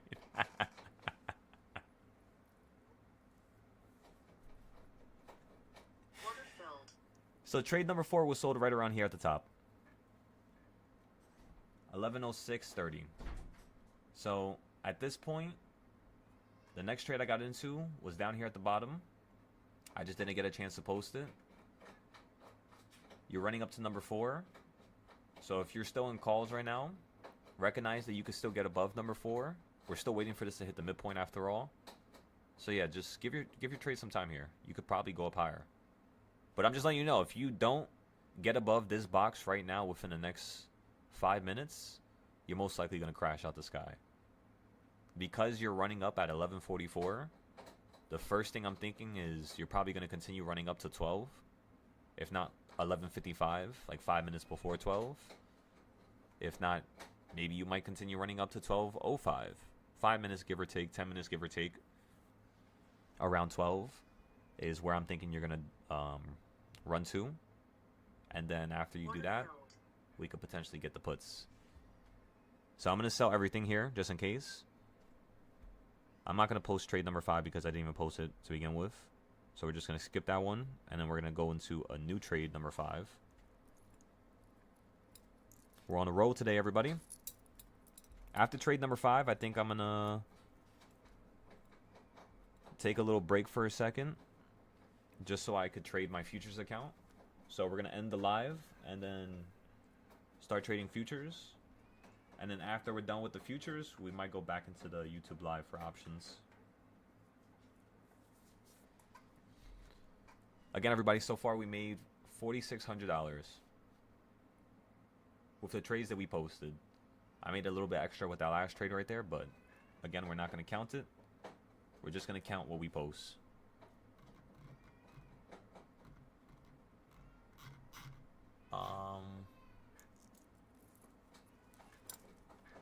Alright, so that's done, that's done, that's done. Did I post trade number 4 on to Mumu?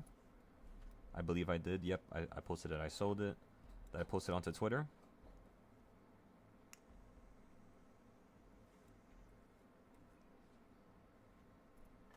Alright, everybody. Everything's posted everywhere. This is excellent. So just like we thought, you're heading up above number 4. Be very careful here, I'm telling you. It's like, remember, think of it like a staircase. It could still fall because you're at the previous high, but at the same time, you're in the midst of choosing whether or not you want to continue heading up higher. Meaning, it could still flip, but this is in the process of showing you it's actually trying to concretely establish something at the top. And then you want it to establish some support at number 4. So you want it to get above number 4 first, and then get a drop down to on top of number 4. It kind of looks like you're gonna fall here. Because think about it. The amount of times that you kept running up and dropping, what time is it? It's 12 minutes before that. The bottom is right here at 10:20, 10:25. And then the previous top was 10:05. So it took a 20 minutes about. And then the last low was about 10:45. The high is 10:05. So that's about 30 minutes. And then over here, 10:35. And then the bottom is... So that's 10 minutes. So it took 10 minutes and it took 30 minutes to run up, right? 10:45 to here. And then it took it about 15 minutes to run from that top to that bottom. So again, 10 minutes, then almost 30, 25, and then 15. So you're still doing less. So the previous low was right down here at 10:20, and then right now we're at a high, and that's 10:45. That's 25 minutes of you choosing upside. So that's now competing with you dropping down from up here to down here. It took you 25 minutes to do so, right? Now you've been running up for 25 minutes. So this could be the point where the market is going to shift directions and continue to head down lower. So what we're going to do here is we're going to get into a put play. With one contract, it's not at the high. We missed some leverage right there. Not even some leverage, but we missed a little bit of capital off the top, but that's okay. We're up $11. I'm looking for this to potentially sell out around $15. Order filled. So I just made $15 there. There's a reason why I did this. The reason is because I still haven't had my confirmation that you want to fall out the sky yet. So when I trade futures, you can't hold anything for a long time. Your account is going to get destroyed. Think about it. If you pay $100 for an account and you could make $5,000 at the end of the week within 7 days, shit, you might as well play as safe as possible, especially if you really need the money. And right now, shit, I really need the money, so I could use it. So let's try to play as safe as possible, everybody. We're now up $100 in total. 40, and then 15. It's like a little bit under 100. But the next thing I want to do here is I want to see if it's going to touch the top of the BB on the 5 minute, because you're not at it. You're kind of in the middle of the BB and the EMAs, meaning the price action could get accelerated a little bit more. What indicator did I used to use that was very similar to that? I think it was... You know what's crazy? I'm going to add some indicators on my screen now before they actually don't allow me to use them again. Or no, never mind. I already paid for the account. We're good. VRVP is on. VRVP, where's VRVP? Are you V1. using the Bollinger Band? No, it was. I remember it being a different indicator. I remember there's the indicator that I had at one point that would tell me, all right, the market it's at a high. It ran up. It could fall down, of course, but it's not like it could still get bought up right here. You know what I mean? Like, and then for some reason, the first thing that comes to mind is RSI, because I know the RSI and MACD, they defined that, because I used to use the Stoch RSI with the MACD. These indicators right here, let me show you. I don't know if I have it, but it's called Stoch RSI. Stochastic RSI. There you go. Stochastic RSI. And with the stochastic RSI, what happens is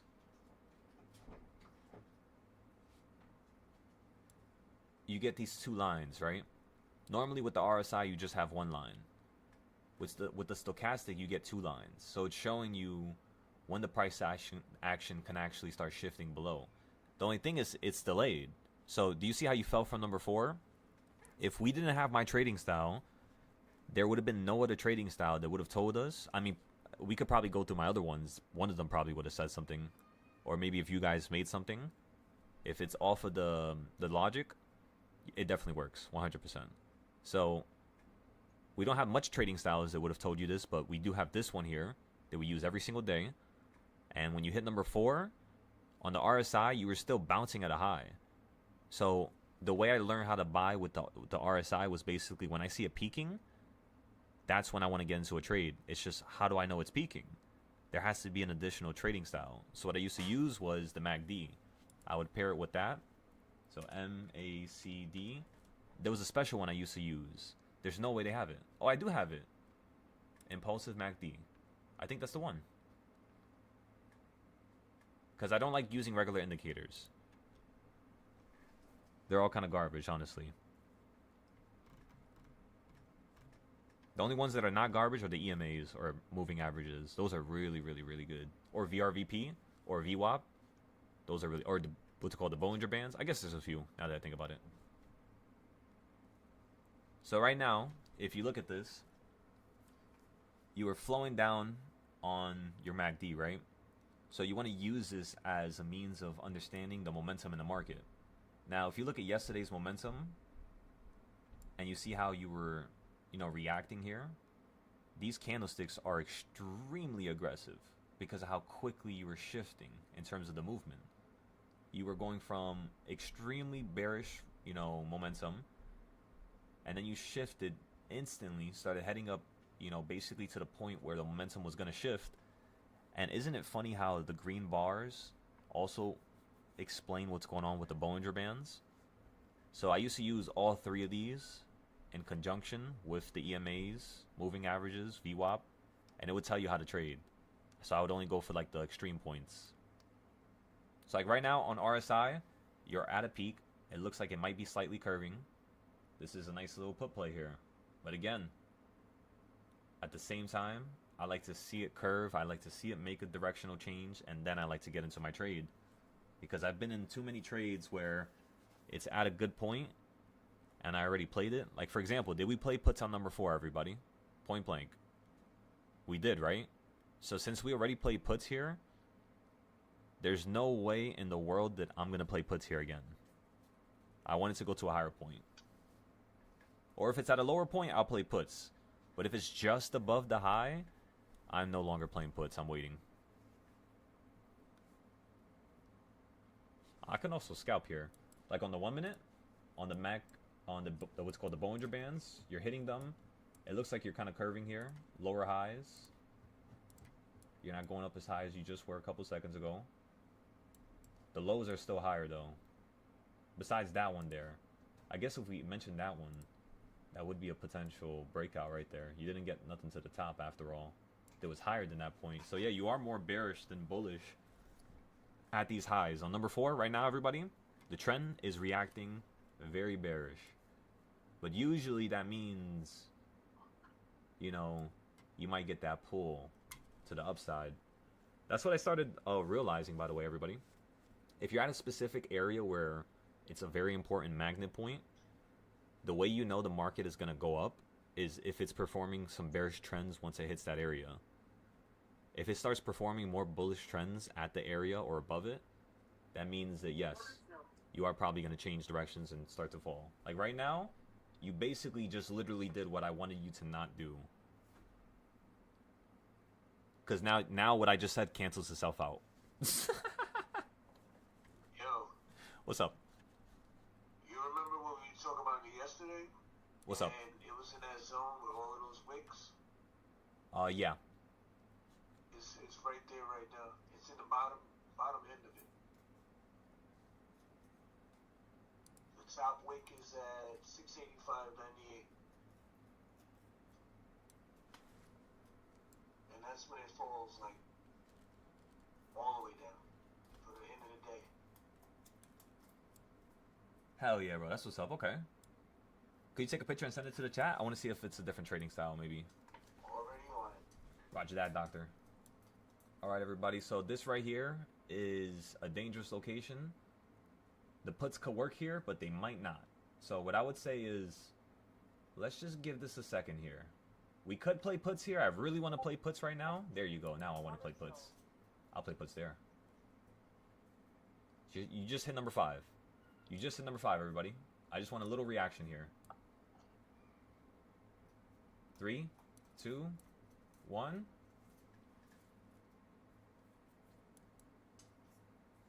I'm looking for $10 here. And then I'm going to start trading with 2 contracts because now we're over $100. And my stop loss when I trade 2 contracts. Actually, no, we're going to wait till we hit. No, we could just trade 1 contract. We'll just stay with 1. I want to go up around 300 and then we'll trade with 2 contracts of MES. Order filled. So right there, we made $10. Excellent. You fell straight down to number 4 here. Wait, did you? No, you didn't. Not yet. You can still fall down to number 4 here. The second I see this shit get above number 5, I'm going to play calls to number 5.5, if not 6. If it drops below 5, I'm just going to get out of my play. You got that, everybody? You said it gave you multiple 500% plays, 1200% plays, 1600% plays. That's what's up, brother. Keep it going. Make sure you do your notes, though. Never forget to write your notes. This looks like a location where the market might have a big shift for the next 5 minutes here.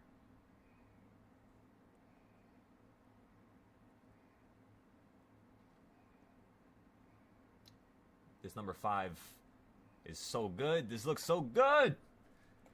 This looks so amazing for an entry. Let me look at the puts. I might get into puts. Yeah, I think I'm just going to get into the puts here. On the options. Where is the middle point? The middle point is literally centimeters away. So you could act like you're going to hit it. But then again, you might hit the middle point. And that's going to be a 20% loss. And then if we get above the middle point, I'm going to be down like 40%. And I might not get a drop back down to here. So what's the strike price here? A 686 put. How much would I have to spend if I buy a 0-day 686 put right now? 654.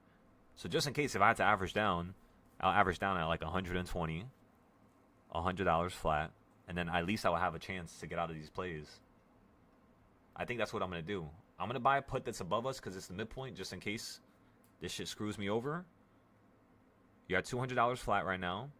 I'm just going to buy 10, so that's $2,000. That's half of my profit, everybody. All right, let me take a picture for you guys now.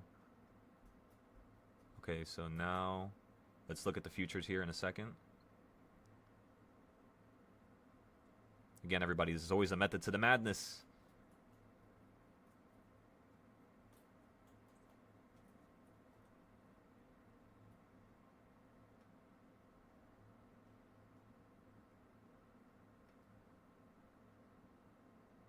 Alrighty.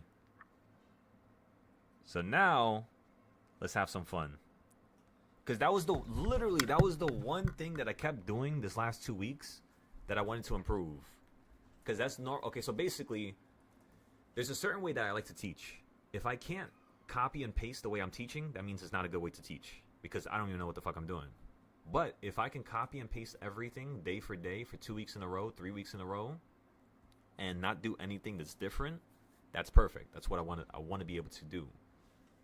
Now that we've been doing this for over a year, the one thing I've been trying to change is the best buying points. So like our structure when the market starts to speed up.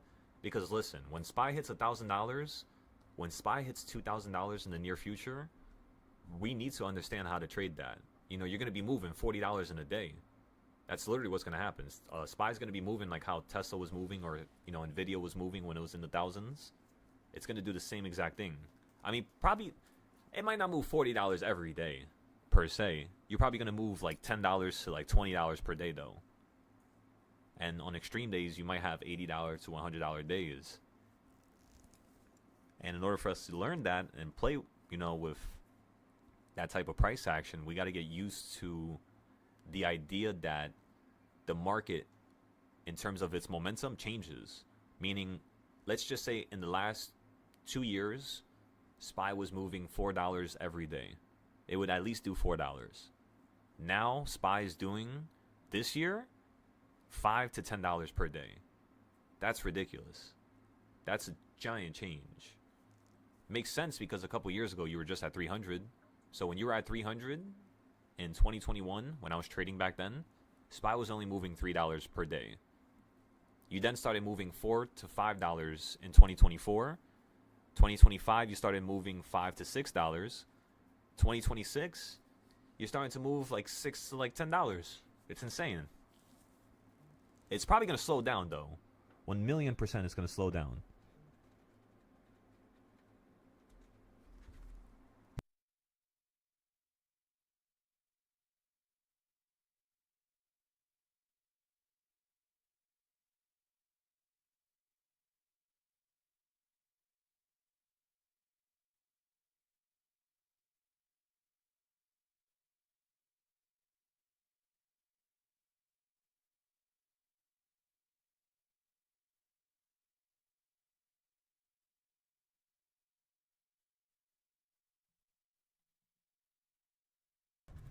Okay.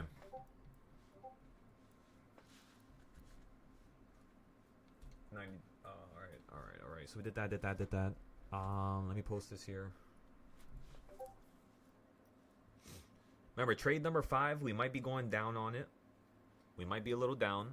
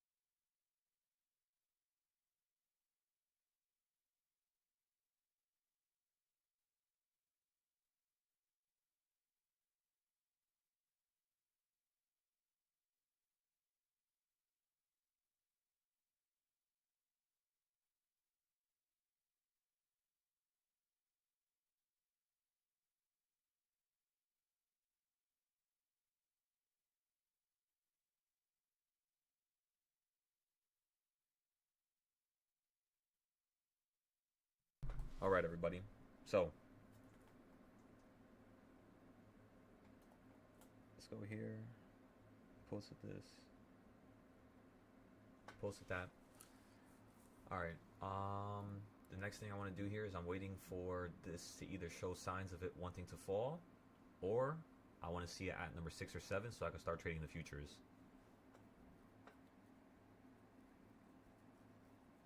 Anything other than that, I don't want to deal with.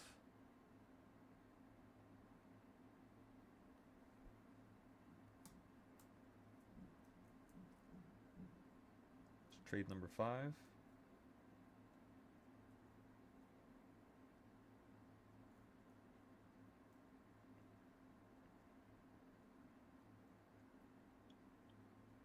$6.86.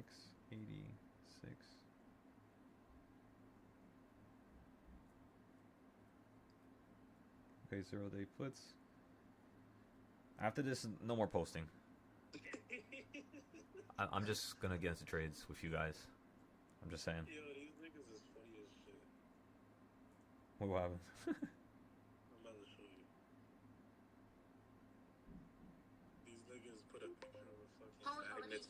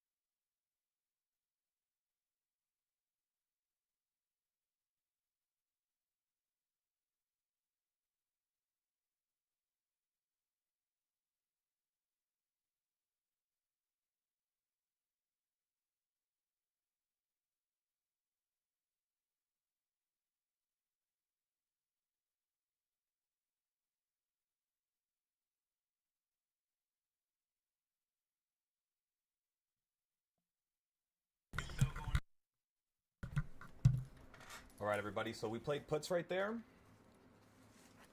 In the background, had some nice profit. We sold out already. And now it looks like you're running up higher.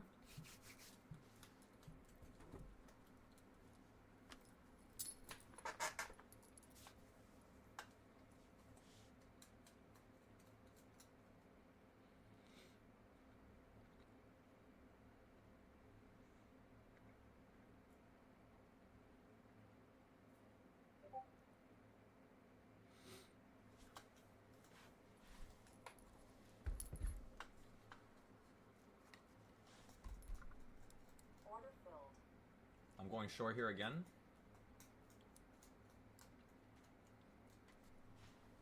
Just for a little drop.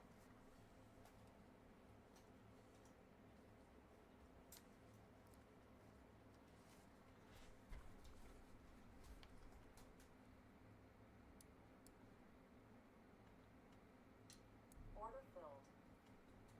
I bought 2 contracts. I'm going to stop out in case you go up to number 6. I want to see if it's going to hold number 5 here.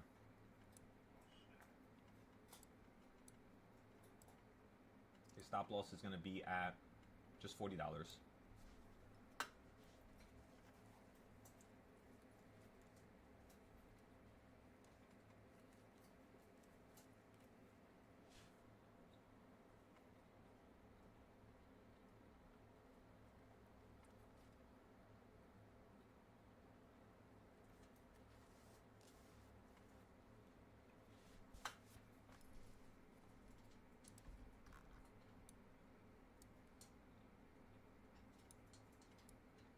Order filled.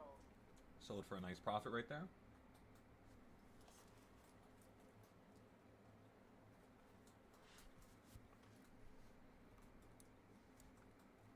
All right, now I'm going to stick to the 5-minute.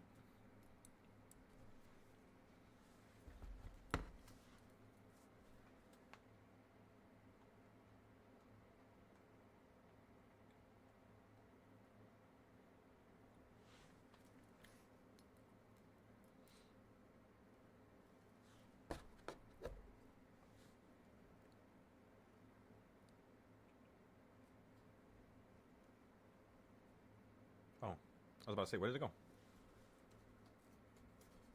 Paste.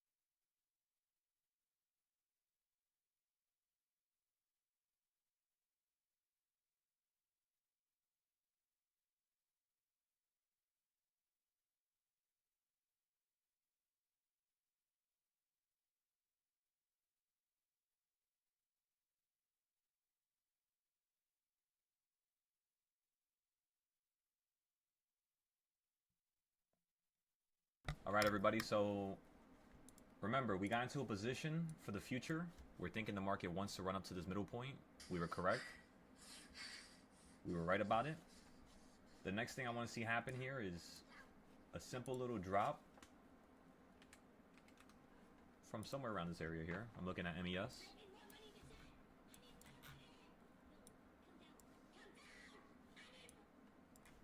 Let's watch this on the 5-minute here real quick. Yeah, the 5-minute, I'm not liking it. It's still looking bearish. It looks like it's tilting down now. But let's wait for the next 5-minute candlestick. 2 more minutes. Also, let's make a new CS zone. I'm pretty sure you have new ones now. Yeah, you do. You just got above it right now, everybody. Alright, so there's a new CS zone now. It's on number 5. So if you get above number 5, that means you basically could buy puts to play the drop going into number 5, if that makes sense. We're still holding the same puts from earlier, though. We're not going to average down until you hit number 8 or 7. Or if it's like 2 p.m. in the afternoon.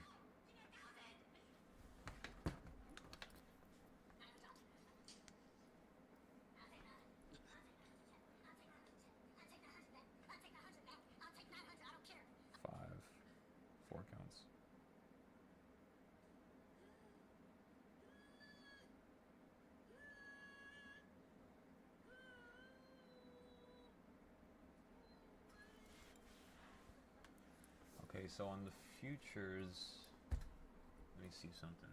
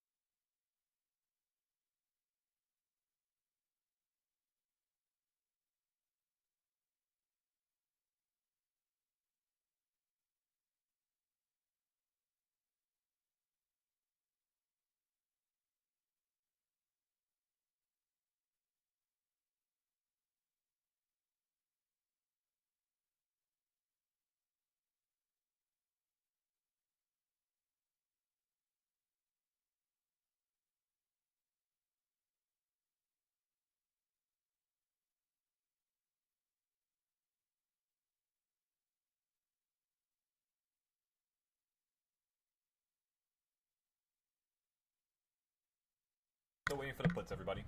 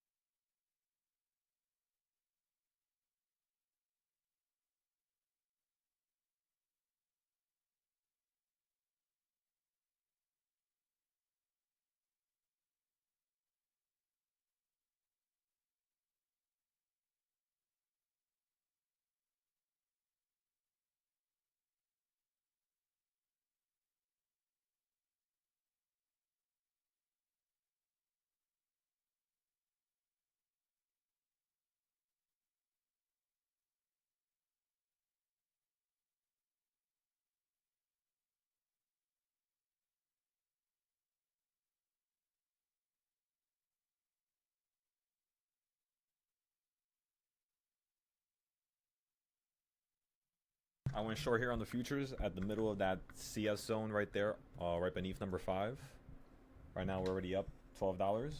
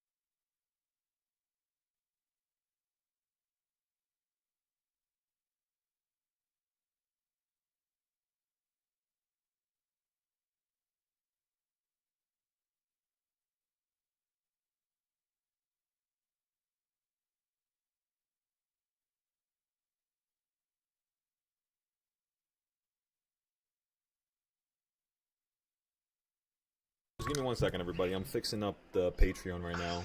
For some reason, the motivational posts that I've been sending, it's like some videos have disappeared, so I'm trying to make sure everything is there. Just give me a moment.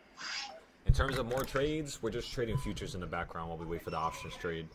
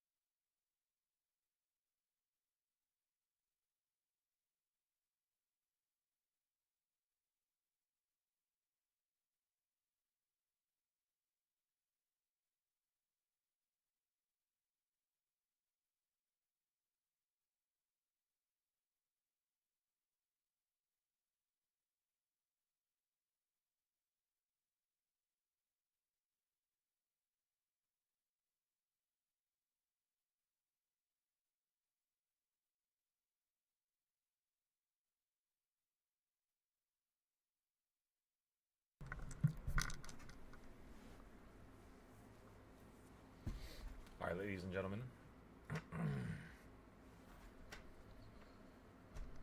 That's 5 trades. Let's go take a look at Tesla real quick.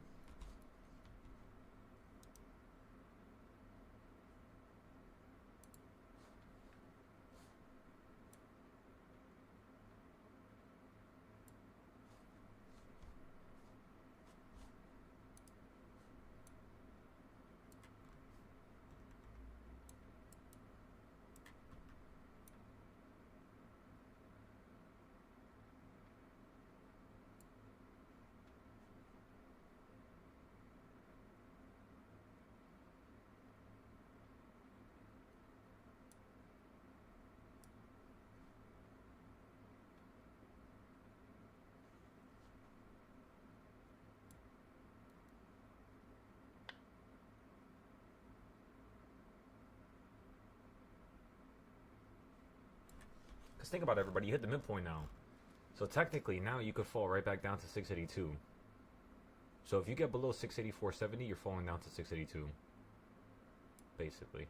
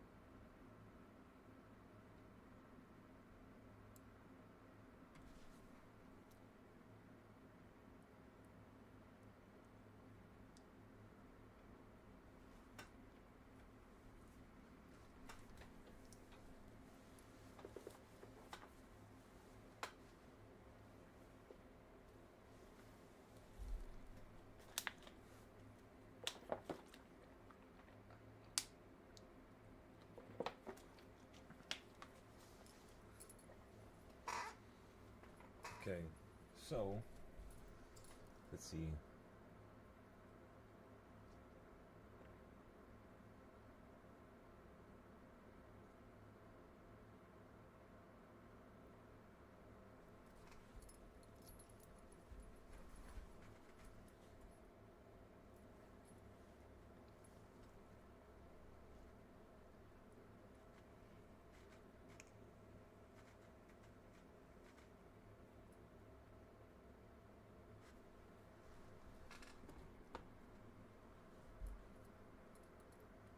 Right now we're up on Tesla too.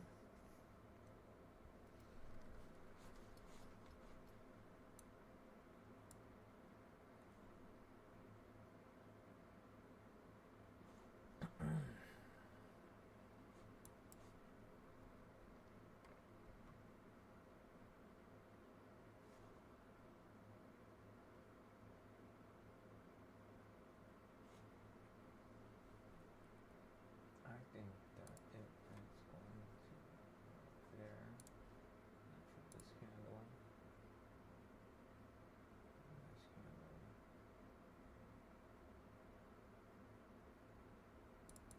Should be able to go down to there.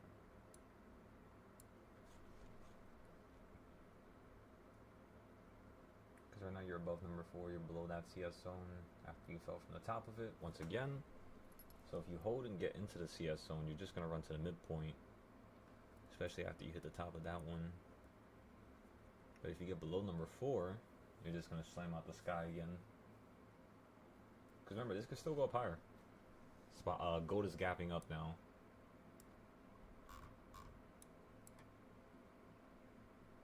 Never mind, it's slowing down. It's wicking back down. All I see is just something just start blowing up past the screen. We're on the 5 minute and the 1 minute. We're not really trading gold, I'm more so just staring at it and coming up with like ideas in my head. That's pretty much all I'm doing right now. So you hit that one again. If SPY's gonna get bearish, it's gonna start falling down now. Give it like another 3 minutes and we should reach a new low. 3 to like 5 minutes.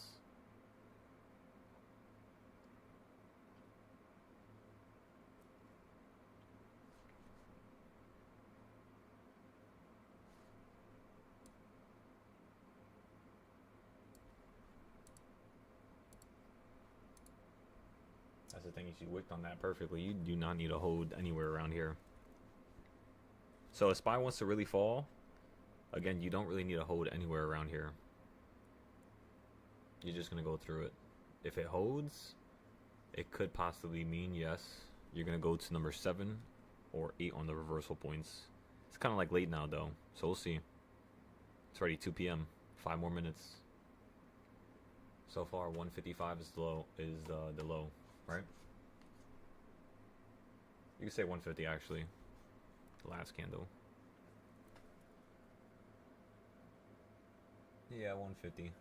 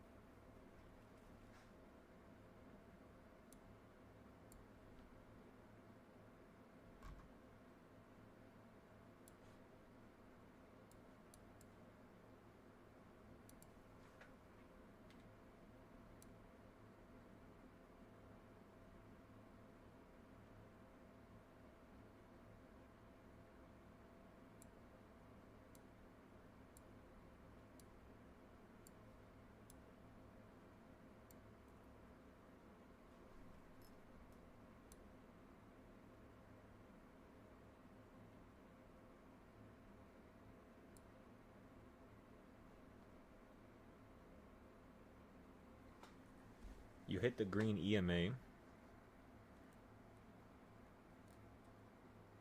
but you're not getting above it. So I'm just watching that right now.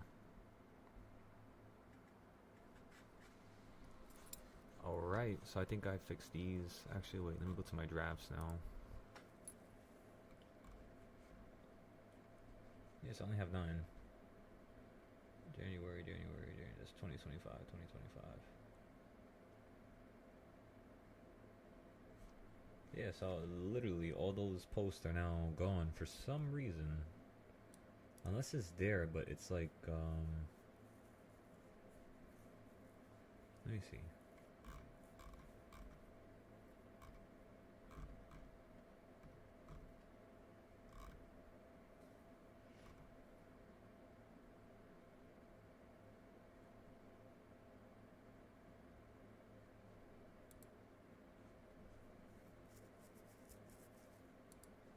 So that one works.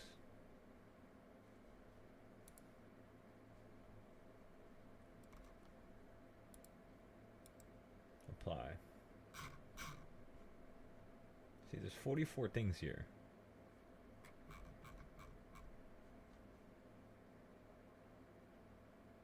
Now I'm fucking confused. Okay, so let's go to the one of 44. So this is all 44 here.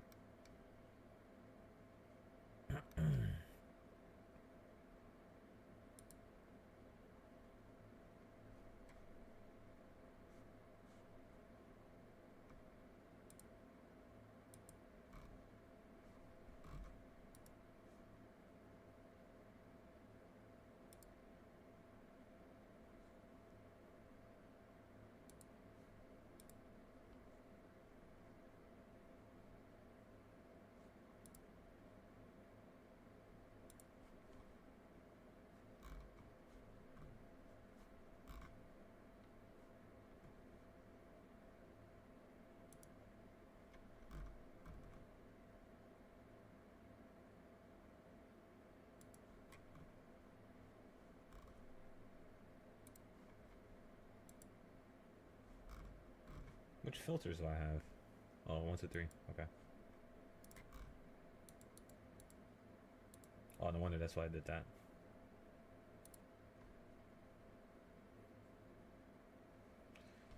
Okay, so why does Patreon keep messing this up? God damn.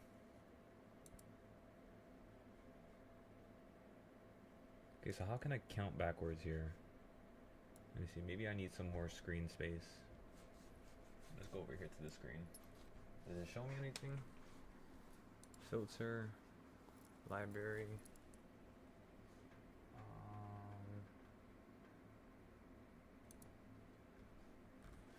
Okay, and then let me pull up my calculator, not my calculator, my calendar here, and now let's go over here. Oh wait, no, I can't click it. Go here.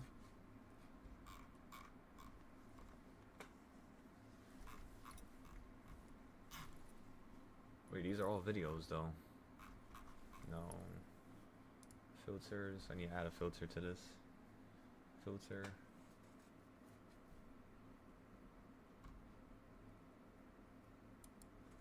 Climb to the top. And then I want it to be a video. Let me apply. By the way, everybody, I talked about it, I think 2 days ago. I'm going to be moving up the prices on the Patreon for the subscriptions. So we're going to be doing it on Valentine's Day. I just have no idea what day that is. But because it's Valentine's Day, I mean, I feel like maybe we'll let it go all day till like Sunday. So probably on Sunday I might do it. 15th is kind of like the middle. I mean, the 14th will be the middle of the month, I guess. Because 30 days. Yeah, I might just leave it for the 15th. And then on, of course, Monday, Tuesday, Wednesday, Thursday of next week, it's going to be going to the new prices. We do this once a year. Every year of our anniversary. So this is the second time we're doing this now. Second year. For the third year, I don't think I'm going to intend on changing the prices no more. I think they're fine at those prices. So, yeah. And that goes for all Patreons, of course. All Discords. All trading groups that we own. Across the board.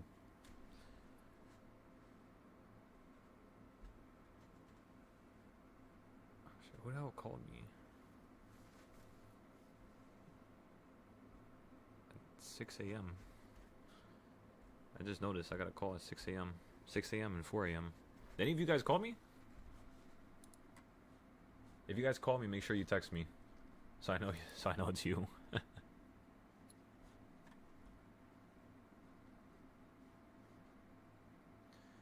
So what I'm thinking of in my brain is, first of all, let's go to collections. Because I can't see this on the other screen. Then let's go to motivation. There's 43 things in this category. Alright, so there's 43 things here. So the next thing I want to do is I want to open up a new Patreon page. Not like an actual new page, but I want to go down to here and I want to go to library, filter, the climb to the top, and let's see what other post is named this. The climb to the top. It has to be like a spy trade or some shit. Or maybe beforehand. What's your Misogi? Watch this when you have time. Ah, yeah, I found it. Yeah, so it was this video here. No wonder, this thing was bugging me. Okay, so think about it like this, right? I have one thing that counts the post, which is the category on Patreon. So it tells me how many times I posted something. So today I posted number 43. And I'm looking at it, and I'm just like, wait a second, how is today 43 when it says there's 44 videos already inside that category? That means this is 45. I start going to the post, and I'm just like, there's just random posts just like not there no more, like gone. All the posts for like the last week of December, it's not there, and it's not in my drafts. So obviously I can't post something for December now, so I'm just gonna have to leave it like blank. But it's not that bad, right? It's fine. It happens. What I'm more so confused about is why I have a tag. So you have a hashtag. Well, I put my own hashtag for Patreon, and it tells me how many times I used it. It says I used it 43 times, and I'm like, all right, what's going on now? I have 44 posts here. This is supposed to be 45, and that says 43. So I'm like, am I missing something? But then I just basically fixed it right now. This was a really good video. I might actually make this video something I want you guys to watch. It's just like there's some stuff I agree with what he says, and I think I'm gonna highlight it in the comments before I post it again. And then there's some stuff I don't agree with in terms of what he said. It's a 72-year-old multimillionaire. So he hit the nail on the coffin when it comes to certain aspects, but other aspects I think he went too much into his own opinion and not something that was more so societally like factual in terms of, you know, all of society, not just his case, right? Because when you're saying stuff that applies to people, you have to try to hit as many categories as possible in terms of the demographic, right? In terms of the lows, the highs, the finances, the trials, and all that other stuff that goes in between. And I think it's a good perspective, though. Just because you might not agree with somebody doesn't mean that they don't have something that can help you, of course. Alright, so boom, that's done. That's fixed now. I'm going to leave it like that. So that's always going to be one more. Because I kind of want to leave that post with that hashtag. Or I could really post it. I could post it again. Actually, let's do that. Let's go back. Let's go over here. Let's go here. Add to collections. That's fine. Let's remove the tag. Let's publish. So now I should have 43 of those tags. Let's go back.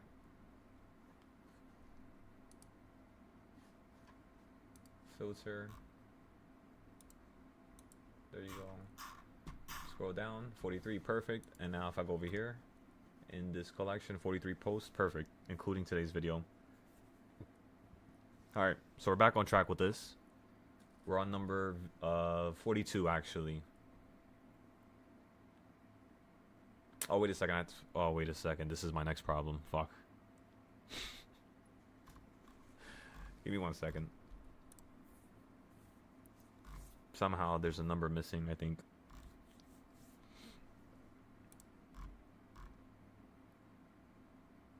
Okay, so this is... Wait, am I in the trade right now? Holy shit. Alright, we're good. That thing always... Yo, I woke up the other night, and I was so certain I was in a trade, I just slowly turned to the left to look at my P&L and then to look at the screen to see what the price action is. And I was like, thank God.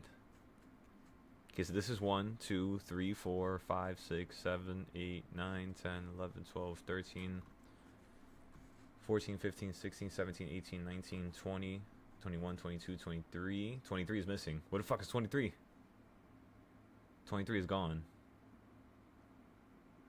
Uh-oh.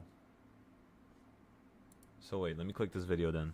What date was this? This is the 25th of November, 2025. The 25th. Then the 26th and the 27th.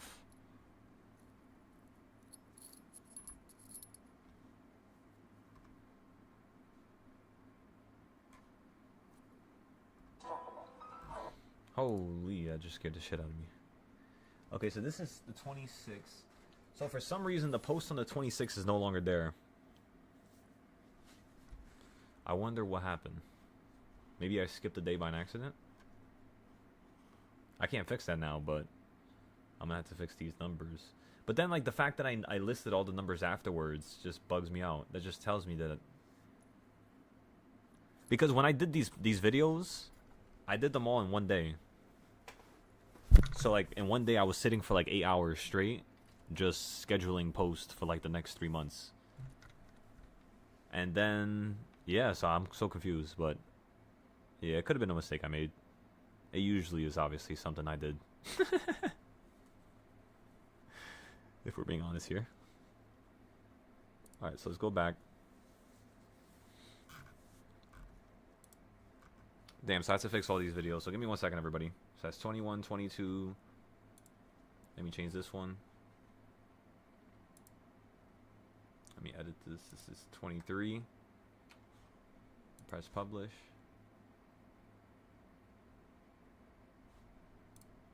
Go back to this category. Why does this show my logo though?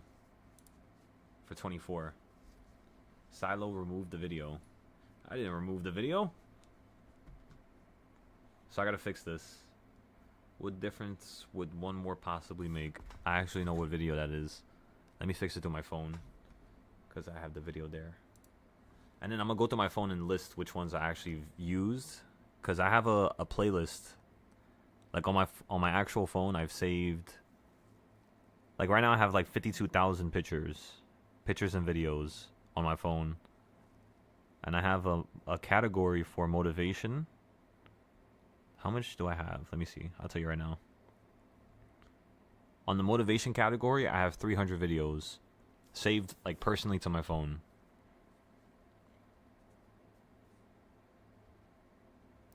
So we're on number, think about it, we're on number 40.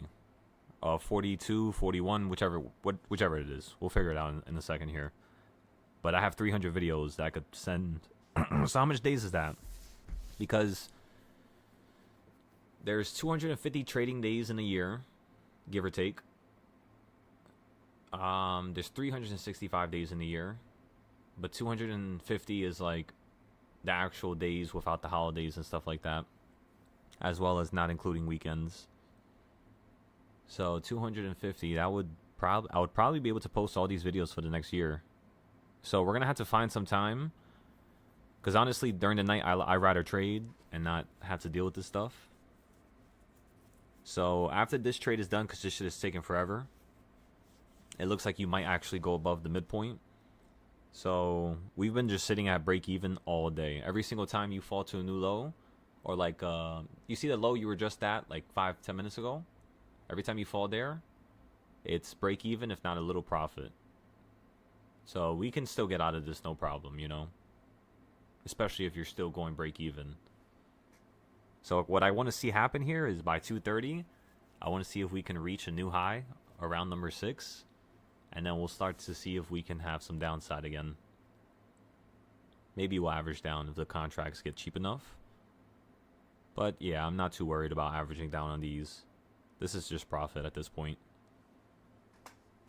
So yeah. There's an 80% Discord for trading.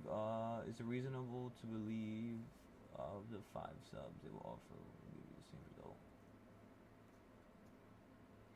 Yeah, TradingView. I mean, listen. Honestly, if you can get a deal for TradingView, it's not a bad idea. I mean, I don't like the application sometimes, but if we're real, there's no other application that allows me to have 50 goddamn tabs at the top, all loaded and waiting for me to use instantly. This is like the only application, at least to the best of my knowledge right now. I intend on making an application that competes with TradingView at one point in the future, but for now, this is a pretty good application. Like when I paid for my membership a couple days ago, they gave me, I think, 60 days for just $1. Because I used to subscribe for the whole entire year, but I completely forgot about it during Black Friday.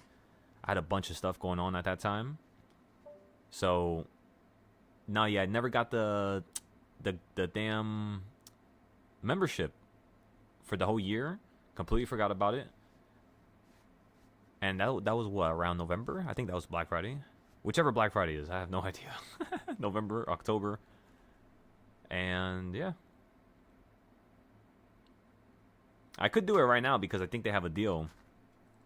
But I'm going to end up probably doing it in like 3 weeks, 4 weeks. Even if I had to pay a little bit more. But yeah, I always would say that if they have a discount like 80%, or if they're giving you $1 for, you know, like 60 days, like, yeah, use it.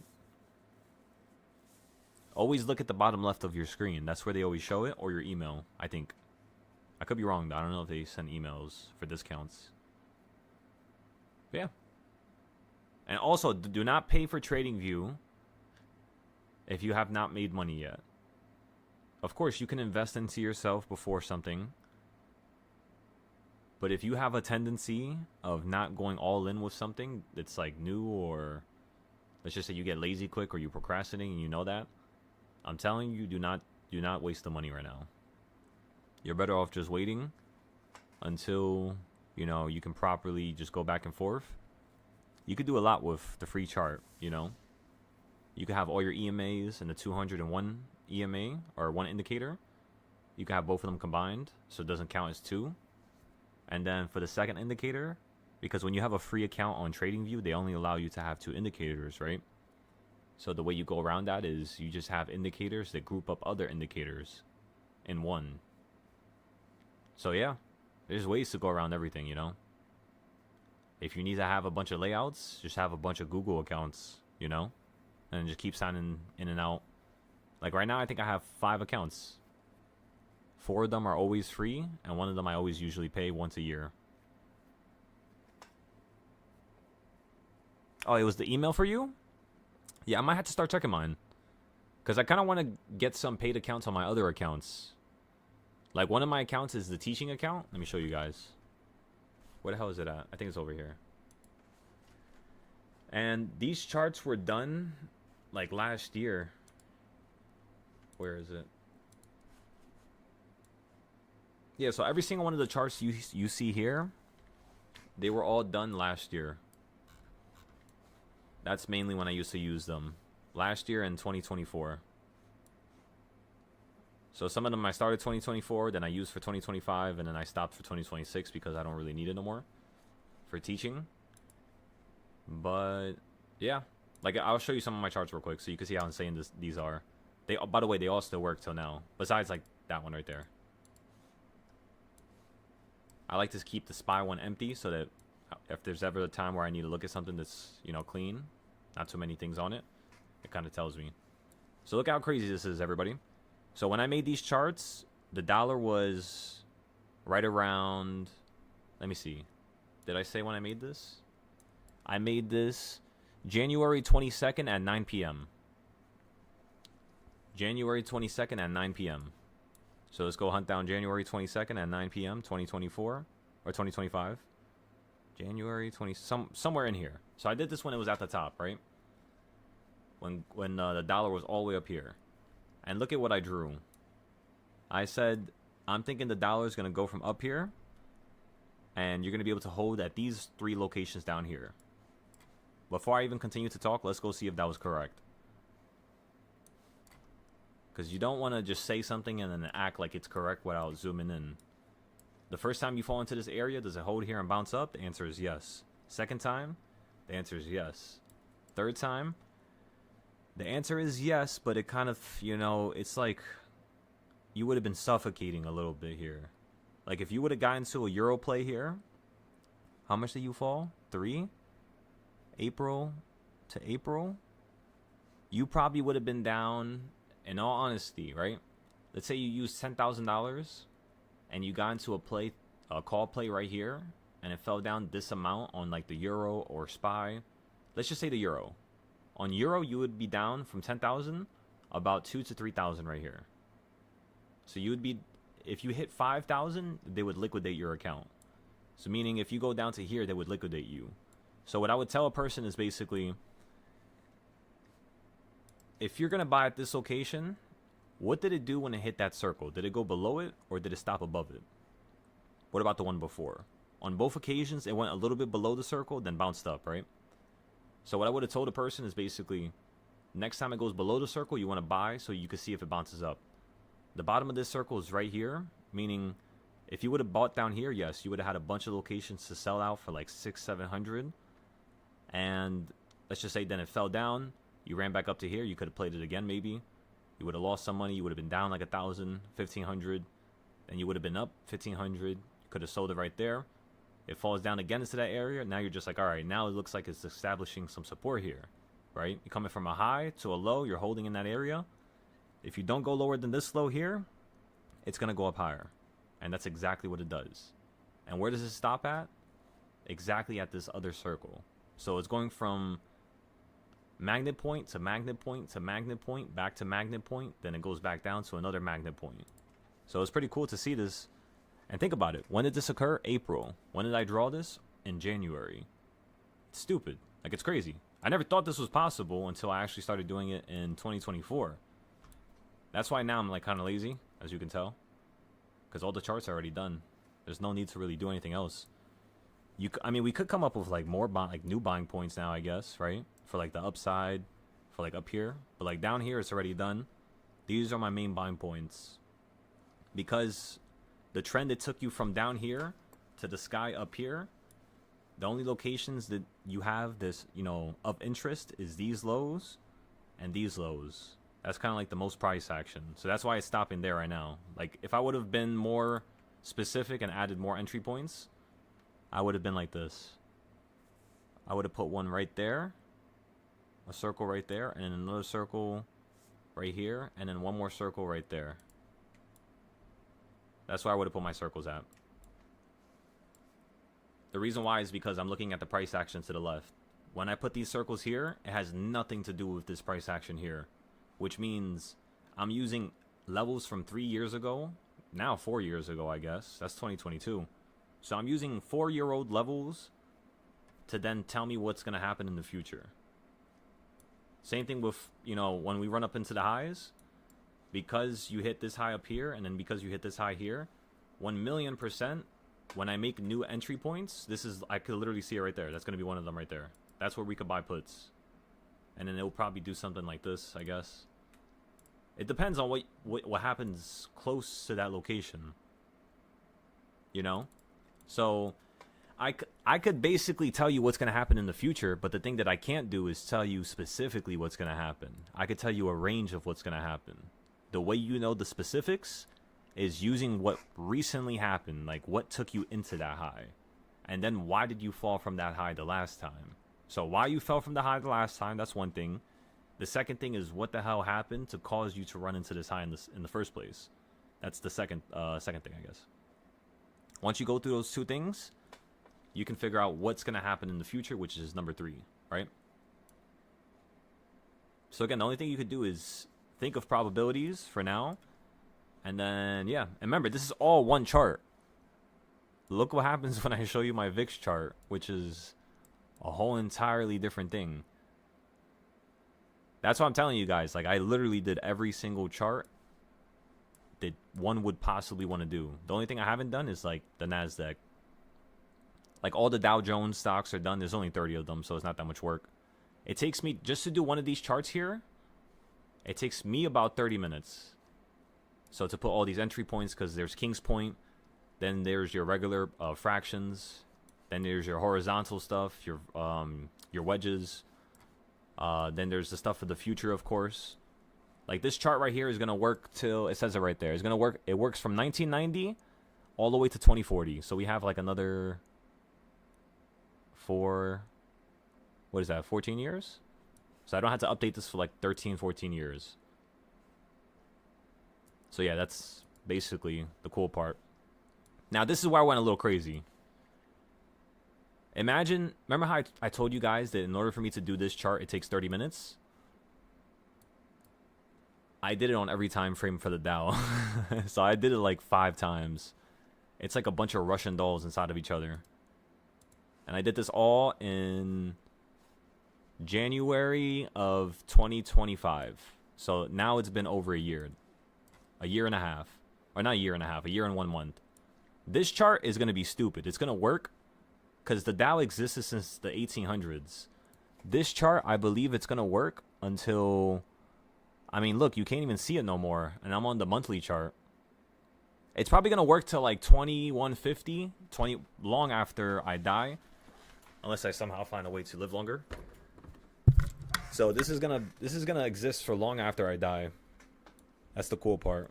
And then you have all your entry points for, you know, the Dow, like 23,000, 12,000. And then the ones above us is at 56,000, then at 67,000. I don't think we're close to that right now. We're close to one of them, I think. You're literally right exactly on this one right here. That's kind of funny. If the Dow crashes right now, I could see why. Maybe that happened for a reason that we just looked at this right now. But then again, at the same time, if you hold on top of this, you're slingshotting straight up to this shit right here. So this could be where the Dow's going to crash. I never actually mapped it out as compared to SPY. Like 740 on the SPY is going to be what on the Dow? You know what I mean? I never did that, but I guess it's literally right here now that I think about it. Because if you're at 680 And this was before, right? Let me see. When did Trump crash the market? Right here. Yeah, literally. So that's... I didn't even know I had that. I literally have the range for the Dow. It's right here, yeah. So the Dow is going to crash right here at 56,000. That's so funny. All right, so yeah, that's the bigger one. And then if you go to the 4 hour, it looks a little wonky, but this is the smaller one, right? And then, ladies and gentlemen, if you go to the 1 hour, there is another one. So it takes me about 30 minutes for each one. So this, just the Dow, it took me probably like an hour and a half. And then I think I did the same thing with... No, I didn't. I said fuck the Dow, the Russell. I don't really like the Russell. But you know what's crazy is the Russell's easier to predict than the Dow, SPY, and NASDAQ. Russell is like... If you guys literally trade the Russell with how you've been trading SPY, I think you're going to do a lot better. It's just a little bit slower, of course. I think. I could be wrong. The reason why I say that is because I know SPY contracts get bought up way more than Russell contracts. For sure. SPY is always number 1 or number 3, somewhere around there. Versus this is probably like number 50, number 100.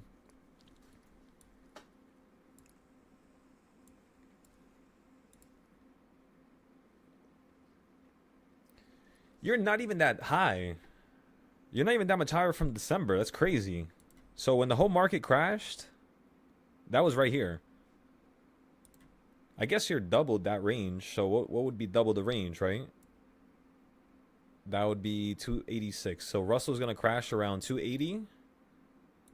That's how my SPY boxes look. And then if we look at the Russell's personal boxes, because obviously this looks way different than SPY, and we actually use the whole grid, this tells me that the Russell's going to crash. That's crazy. That's weird how it act. What the fuck? That's weird how the bottom of it perfectly matches up with. How does that work like that? That's crazy. That's way too structured. I think we just literally created something new here. Nobody look. I got to perfect it before you use it. Yeah, this is literally perfect. I kid you not. That's so weird. All right, so yeah, that's definitely like 100 million%. You're going to fall from here or here.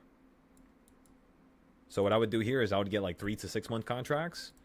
I would put like 1 to 5K max. And then over here, I would put like 10 to 100K max up there.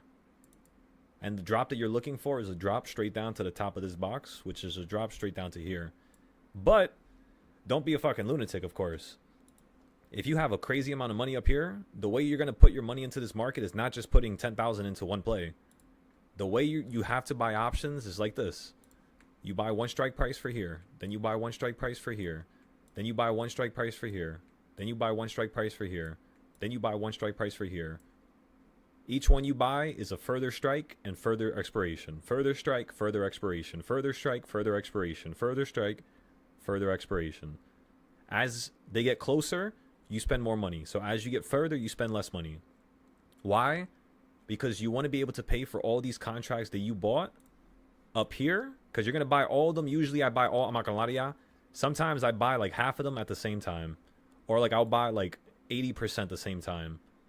So like I'll buy like, for example, I'll buy the furthest one. Then I'll buy this one. And then I'll buy these two. And then I'll keep the middle one for like last. You know what I mean? Or like this one right here, like 3 weeks away to like 6 weeks away. I'll keep those for last. And then I'll just buy the furthest ones and then the closest one. Because I'm trying to make the closest one pay for all of them. Once I can make the closest one pay for all of them, you know, by buying more contracts that are closer, of course, I can then, you know, have confidence and not be anxious. Because when I become anxious, for example, let's just say if my account is at 25K and I need my account to stay above 25K so I could trade unlimitedly, right? The second that shit drops below 20K and I'm supposed to be at 25K, the first thing my brain does is, all right, don't get into the random entries no more. Let's try to get back to 30K, 35, and then let's, you know, do this real slow. I don't know why you put in 5K at that one time. Maybe you had an idea, right? Let's not blame ourselves. Let's, you know, use some proper risk mitigation, because we're all human. Even if you're the best trader in the world, there's always going to be that one trade where you're just like, all right, fuck it, let me just get into this. And what you have to do as a trader is acknowledge when that happens and take a step back, you know? So, yeah. These contracts, I always try to pay for everything. So I'll buy like 5 down here, 10 for over here, skip these 2, and then I'll buy like 30 over here. And then, yeah. And it not just pays for them, right? I make sure that it's more than what I spent here. So if I spent 6,000 here on the closest one, this one I'm probably going to spend 4,000, and then this one I'm probably only going to spend around 3,000 to 2,000. So that's 3 plus 2, that's 5K.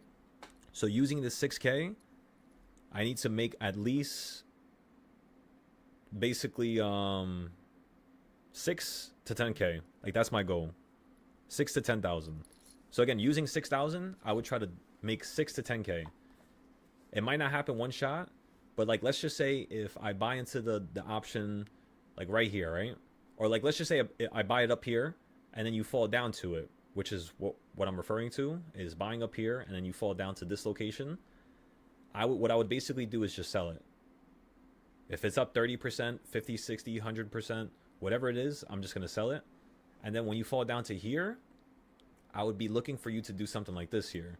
Have a little retracement, hit somewhere over here. Because, you know, the market's not just going to hit some shit and then fall. And then I would want to see something like this. Once I see something like this, I'm going to be watching the right side really closely. Because what it's most likely going to do is this. Fall down a little bit, then hold like that, run up above to try to get everybody to think that you're now going to head into the highs, and then it's going to continue to head down lower, potentially breaking out of this, if not going to here, then slowing down again, running up to here now, right, and then potentially going down lower. This is normally how a market trends, like on the weekly and monthly. You're not always going to get something as perfect as this. You know, cough, cough, goddamn tariffs dropping like nukes from the sky. Now you get stuff like this, where you get a random ass drop in the middle. But aside from that, this is the price action that I'm looking for. Once you hit the top, normally you get something more proper. Just like how when you hit this area here, you see how you're getting these beautiful drops. It's because it's that point. You see that point right there? That dotted line? That's the Russell's point of interest. So what I would do now is I would cut this up again. No wonder it's staying stuck right there, right? Then I would cut it up again. We'll make it look pretty after. No wonder. So now if I zoom in on the 1 hour, when it's above this line, literally just like this. This is how I would trade. Where's my trading screen? Settings, trading, buy and sell buttons. Connect the paper trading, connect it. Exit out of this. This is literally how I buy and sell options, futures, whatever it is, you name it. This is how I would do it. First thing is look at the indicators. Okay, the EMAs, you bounced above all of them. It looks like since you just ripped through everything, before you rip through it, you were consolidating at the beginning portion of it. Meaning, when you hit these EMAs again, I could see you going through them, but consolidating somewhere a little bit lower than where you're at. So, what I would do is I would set my buy. And, oh wait, shit, I bought in already. Fuck. Close position. That's not what I meant. So you put it at this line. How the fuck do you buy on this again? Oh, we have to go to limit. Go to limit, go to buy, click that, put it down to here, and then I would go a little bit lower than it. I always like buying below an entry point before it happens. Now I want you to pay attention to 2 things, everybody. The first thing is the trend that's happening right now to the top side and the trend that's happening to the downside. If you look at the trend to the top side, you would see that, let's just put this here for now, and then my stop loss would literally be like this. I would look at the left side of my grid, and then me looking at the left side, I would look at this high right here. Specifically, the reason as to why I'm looking at this high is because the last high you held on is right up here. So I would put it right around this area normally, but that's where I'm buying my entry. So since I'm buying at the area where I would normally have my stop loss, that's the trick. You buy at an area where you normally would put your stop loss. So if you're really going to buy at a really good entry point and you think it's a good entry point, just buy a little bit above it or below it. If it's calls, just buy a little bit below it. If it's puts, just buy a little bit above. I'm telling you, there's going to be those days where the market's doing something stupid and aggressive, and you buying a little bit above is going to instantly cause you to be up 30 to 40%. That's the reason why I'm selling my contracts out all the time, is because I'm always focused on those perfect points. Because it happens a lot during the day. After hours, it's kind of annoying as shit, because there's literally nothing going on. But yeah, that's a story for another day. That's futures, I guess. I mean, this is futures too. So yeah. So look at this. You see how you just smacked off the top of that wedge right there from these last two highs? So using this high and that high, it told you were going to fall here. So the next thing I would do is I would be like, all right, what about the bottom? Where's the lows at? And where can we run up from? The bottom is telling me you could run all the way up from this last low that you just hit right now. So there's not enough time. By the time it gets down to here, you would probably be somewhere over here on the 17th of February. Because when you were at the low, it was around the 12th. What is today's date? I mean, that shit is kind of like a daily trend, I guess. I mean, you could come right back down today, yeah. This is kind of like your daily, I guess. Yeah. Not really your monthly. So yeah, this buy, if I'm paying attention, I would buy here. If I'm just going to set it and forget it type of thing, in all honesty, this is all getting moved down. I'm buying actually in all realness. If I'm looking at this like this,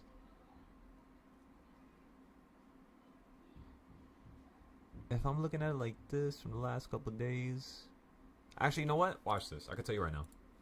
Because like I told you guys, the short-term trading styles are always the best. So we're going to use the same trading style that I'm using for the bigger term, but I'm going to use it now for the smaller term. Yeah, so you hit the quarter point perfectly. Okay, how many times have you hit this quarter point? You hit it literally right here perfectly as well. So you're just playing hide and seek or cat and mouse with these damn quarter points. So now you hit this 1/8 point. Yeah, you're going to fall down to here. Right here. So I would buy right there. And my stop loss, how much am I losing right now? That's just $1. So I have $100,000 in this account. Let's just say... Actually, you know what? Why am I doing this? Let's just reset this.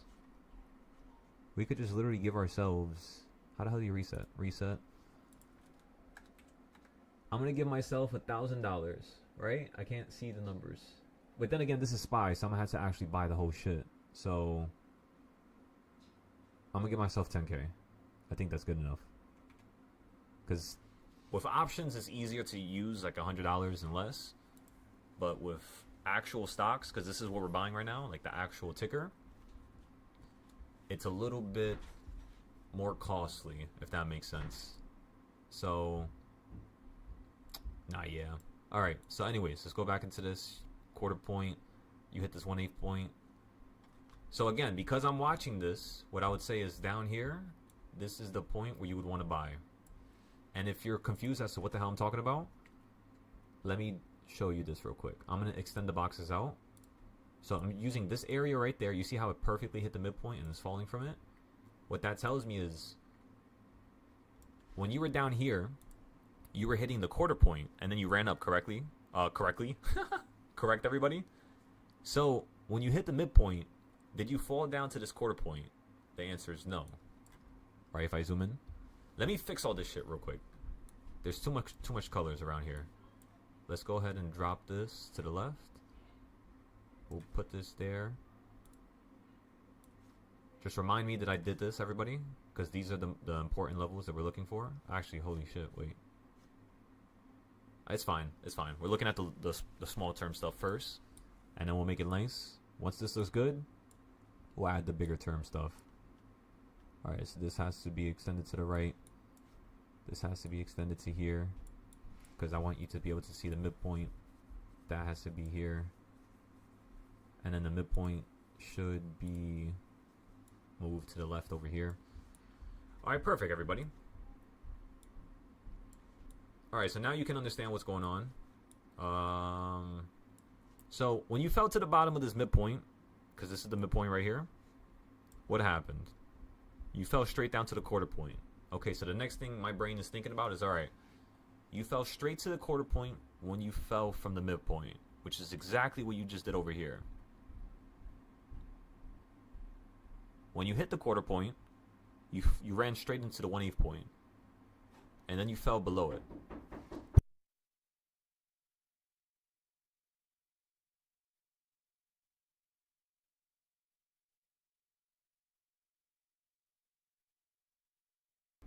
Okay, so you hit this quarter point, which is down here, hit the 1/8, fell down to the quarter point, didn't necessarily perfectly hit it, as closely as you did the first time. It was a little bit higher. Then you ran above that point, ran straight to the midpoint, straight to the quarter point, and now you're resisting off of it. So what that tells me is, yeah, if this market's bearish, it will fall from right here and end up right here. That's why I'm always predicting the markets correctly, everybody.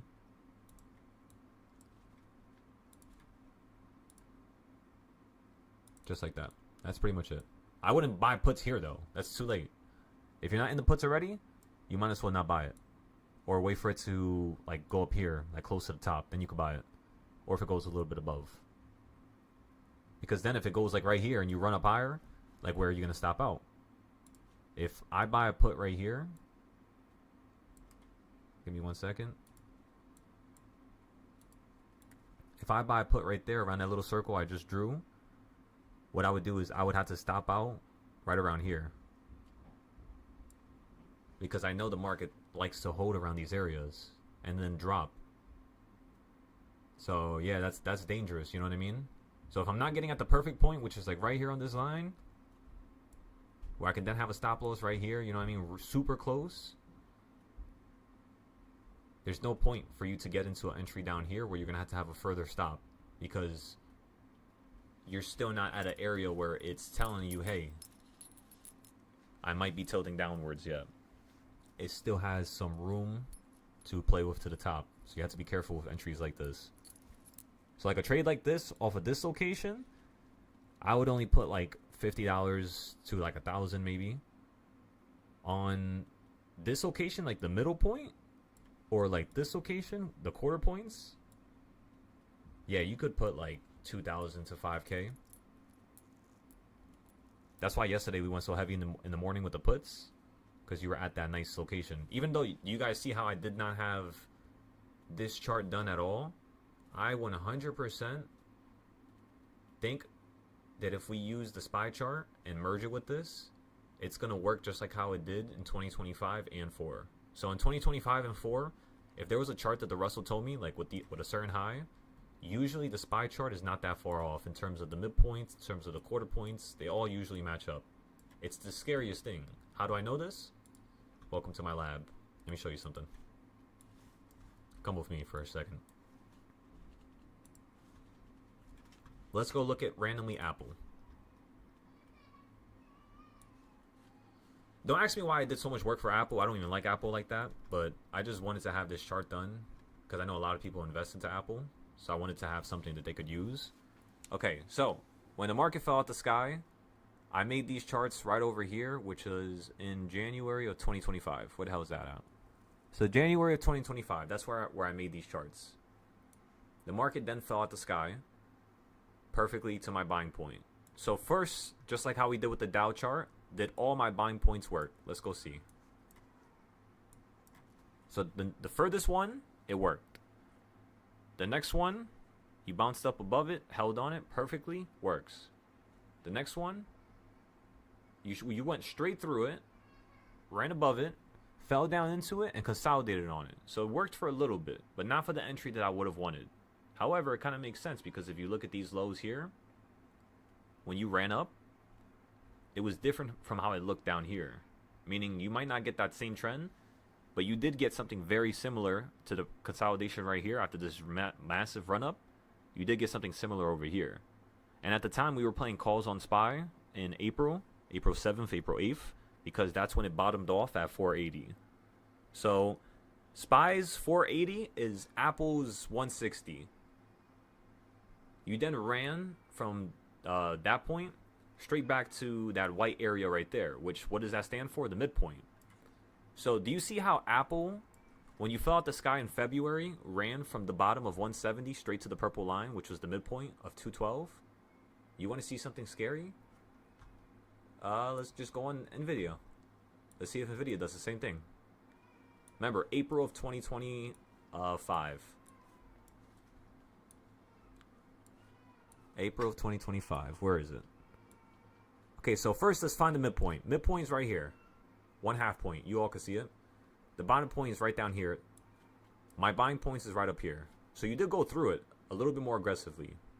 But we were trading NVIDIA at the time, and we told everybody that we knew that was going to happen. Why? Because of the bigger charts, it always said that 85 was a buying point. You see how it falls down perfectly on top of this box right here? So we knew it was a point that NVIDIA was going to fall down to. Perfectly hits it, 86. Instantly runs to the quarter point, and this is 2025. Within 4 days, 5 days. So I'm telling you guys, like, it's stupid, it's scary. Are you guys probably going to put the work into this? I mean, I don't know. I'm not going to say yes, I'm not going to say no. But think about it like this. I've had over 200 students that have paid for my Patreon. Some paying over $200, some paying over $500, some paying over $600, $700.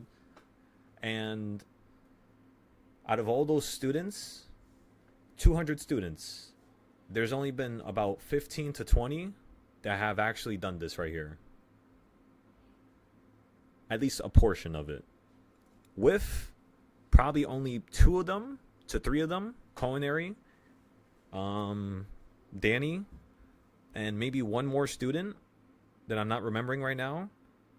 Because we used to have a lot of people that were really motivated, but they would just have a month of motivation and then they would just disappear. It was so weird. But yeah, everybody, are you going to put in the work for this? I'm telling you, if it took me 30 minutes, it's going to take you easily 3 hours because it's your first time. Of course, if you do it like 20 times, like I've done it well over 200 times, 500 times. 200 times just for the SPY. Over 500 times because I've done the whole entire S&P 500, right? And a couple of times at that. I've done NVIDIA a couple of times. I've done Tesla a bunch of times. Apple. Give me another stock. AMD. I'm telling you guys, like, we've done it all. What is this? Google. I don't really like Google, though. I don't like Google and Apple and Amazon. I really hate trading them. Amazon is probably the best chart. Is it on this screen or is it the other one? Let me see. I think I was redoing it. Copied from the other chart. Yeah, I was redoing it. I can show you the NVIDIA chart. I think I have that one. By the way, SPY is falling out the sky, so we'll look at that in a second. I want to find this one first. First weekly DARP chart. No, we got to go to chart number 1. Okay, chart number 1, and then go to Amazon. AMZN. Fuck. AMZN. Amazon. And then let's go to the monthly chart. Look how beautiful this looks. So this chart is going to work till 2054. So it's a little bit less nice than compared to the other ones. I did this one. So this is DARP version 3. Yeah, this is DARP version 3. Right now, everybody is using version 4 and version 5. The difference between these versions is how you do the boxes as well as how you make the chart look. This version specifically made in this way so you can have multiple different boxes. You guys see the different colors? All these different colors is a different DARP. Don't ask me how long this took me because I'm pretty sure it was long as hell. If I have the date on it, you'll probably be able to find the video. Do I? Done on the 1 week? No, I didn't put the date on this. But if you search up Amazon on my Discord, I'm pretty sure you're going to find where I did the video. Usually I'm not just doing it for no reason without recording it. But yeah, did these locations work? Let's go ahead and first figure out when I made this. I made this most likely the same time I made everything else, which was up here around all these damn drawings. So I probably made it up here at the top. You fell down to the bottom, instantly ran back to the halfway point. Or you fell to the you fell to the halfway point on the bigger scale, instantly ran to the quarter point, just like everything else, the whole entire stock market in April and in May of 2025. And now look at Amazon, everybody. This shit just fell out the sky. I think it's literally, you know what I think is going on? Just from me looking at Amazon, I haven't even looked at the whole entire stock market. Like over 3 months, 4 months. Honestly, I haven't cared for it. But, which is why we got steamrolled the other day. So that's my fault, everybody. I apologize for that. I'm going to be doing a little bit more work in the near future here. When I'm, obviously raising the prices. So that the next 6 months, everything is going to be, a little bit more proper. You're not going to be, basically, you're not going to have to deal with random ass drops out the sky. Because I have everything planned for the next 5 years, 6 years, but not the little monthly, weekly type of thing. Like, imagine if somebody asked me, all right, what's going to happen in January of 2029? I could actually tell you what's going to happen. I just got to do a lot more work. But, yeah, that's for another day.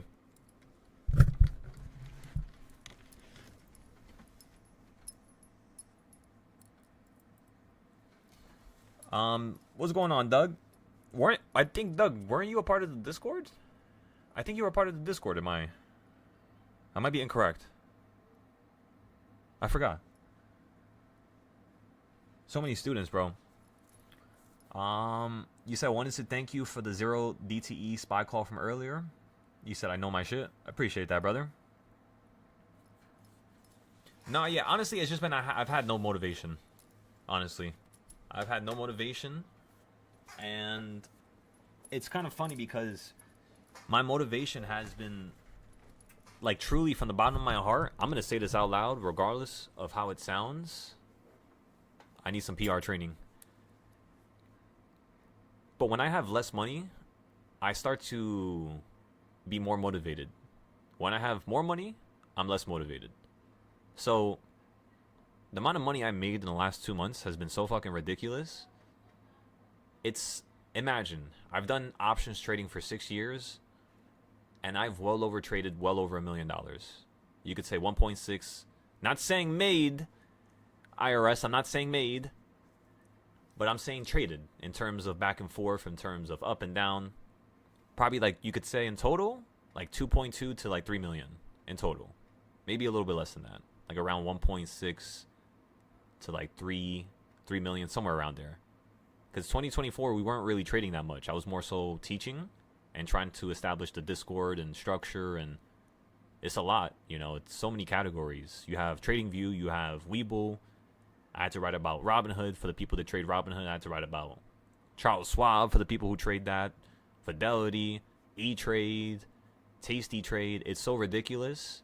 It's like every single day there's 100 things to do. But that's what makes it fun. It makes it like it's like a storybook, you know what I mean? Like a damn Pokédex. And you got to just collect as much Pokemon as possible to try to fill up that damn, whole entire list of them. Because then you get like a trophy or whatever the hell you get. And no, yeah, that's how it feels for me, at least. So recently, I purposely made sure that in terms of money being made, I didn't know why I kept losing like some large accounts. And the more I was thinking about it, I started like questioning and pondering upon like what have I been doing the last 30 days, the last 90 days. And when I look at it, I was doing fantastic at the beginning of November. Like November to December, flawless. Every day was like 10 to 20 trades, or every other day. We were starting the futures trades. We passed the combine for the first time, and we got the Express account, and we took out our first payout within 30 days. We took out $5,000.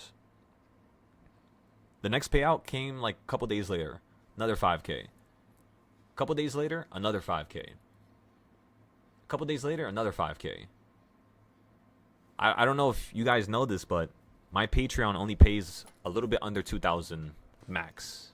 Most of the time, it's sitting between $1,200 to $1,600 a month. So because I keep all my options money inside the account until I need to pay for taxes or bills or something important, something for health, I keep it inside the application because I'm not scaling my account right now. So because I'm not scaling the account, why? Because it's boring. It's really boring. As you guys can tell, how many trades did I trade today? Am I even looking at my last SPY trade right now? No, because it's just boring. If I end up profitable, which let's just check if we are right now actually, because people are trading with me, so I can't do them dirty. So right now you just fell out the sky. Let's just go see how much we're up. But you guys get what I'm trying to say here. It's boring, and at the end of the day, if I could do something that's more fun, which is futures, because it's newer, it's more challenging. That's basically what I'm trying to say. I just like the more challenging type of investment. Because options, it took me 4 years to master it. And I'm just so confused as to how we're doing so good for futures. Like, how the fuck did I get paid $20,000 my first month? Like, logically, it just doesn't sound right. When people have been suffering for 6 months, 12 months, and they can't get a payout, you know? And the more I thought about it, it was because I really wanted it. I really wanted to show you guys that, you know, if I'm trying to do something, I can get it done. And the way we got it done was by trading very small quantities, 1 to 2 contracts at a time. Sometimes we would have 100 trades, just making $50, $100, $50, $70, $12, and we would have no losses. Just like today, right? Like, go look at my futures account real quick. Let me put it on the screen. Where is it? Right here. Wait, shit, wrong screen. So if I go here and I show you the screen, ladies and gentlemen, what does it say? The day percent win rate is 100%. 9 trades taken, 0 losses. Because I wanted to see, can I just make this account go flawless? Yes, it's only $123, yes. But I was more so trying to see something. I was trying to test it. And yeah, it's still possible. It's still probable. Just like how we did it with gold. We're doing it with SPY now, so it's a little different. But, you know, if I could do it like this, that means you guys could do it like this. And if you guys could do it like this, that means you guys could get 5,000 within 7 days.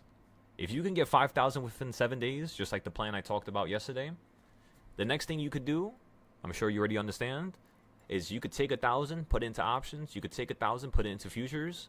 You could take 100, put it into another options account. First thing you do is you do not touch the bigger accounts. Don't be stupid now.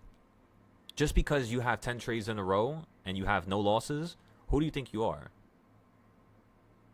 It just means that you did the work to understand the market that day. Again, don't get overconfident. I do that every single time, and every single time I get overconfident, the market just, you know, would steamroll me. So now I don't get overconfident.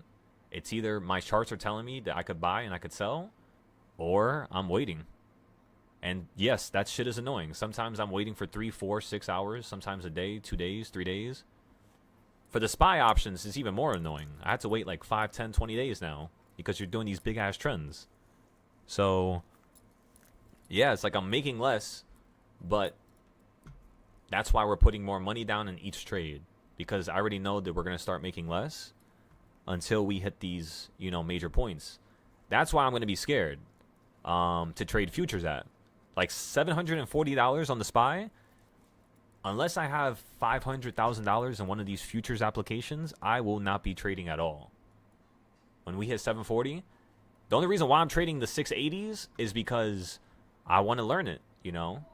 That's how I learned how to trade options. You literally just throw yourself into the deep end and you somehow survive. Even if one contract has to kill your account or kill half of your account, a quarter of your account, just try to make your way back. How do you do it? Get options that are further out. They're going to cost more. So if I have an account that has $1,000 and I'm trading 0 days, the second I get under $700, $750, no more 0 days. 0 days is now off limits. I fucked up. I did something wrong. In order for me to trade, I need to wait at least a week because I want to see how this market develops. Meaning I'm going to paper trade every single day, or I could trade with 5 to 10 day contracts.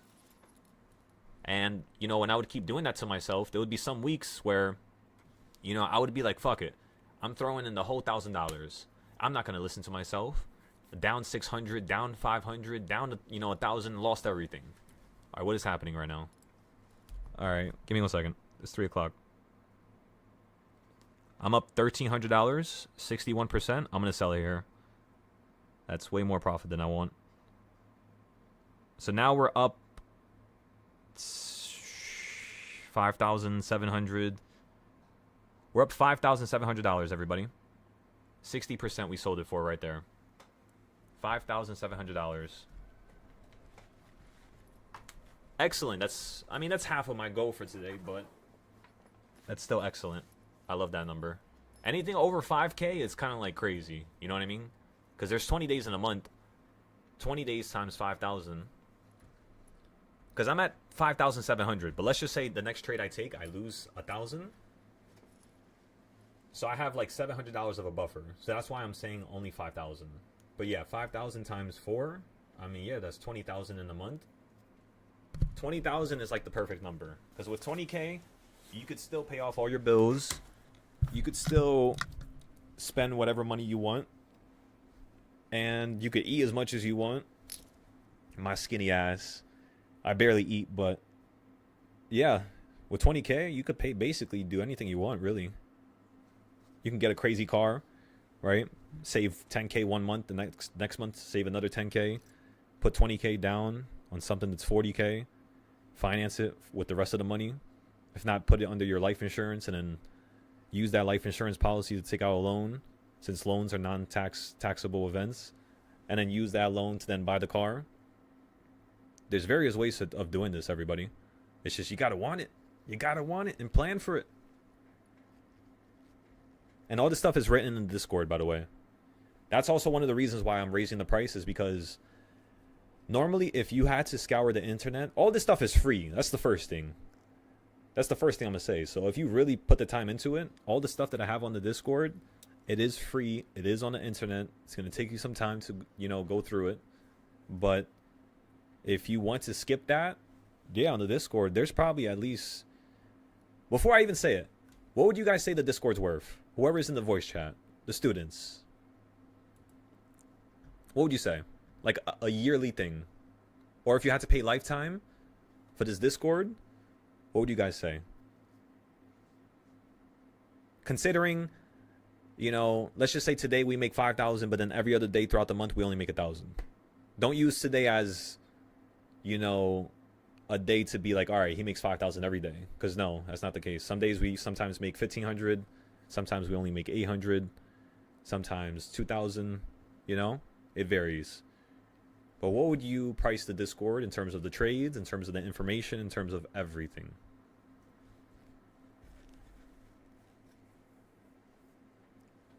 Let me hear it, let me hear it, let me hear it, let me hear it.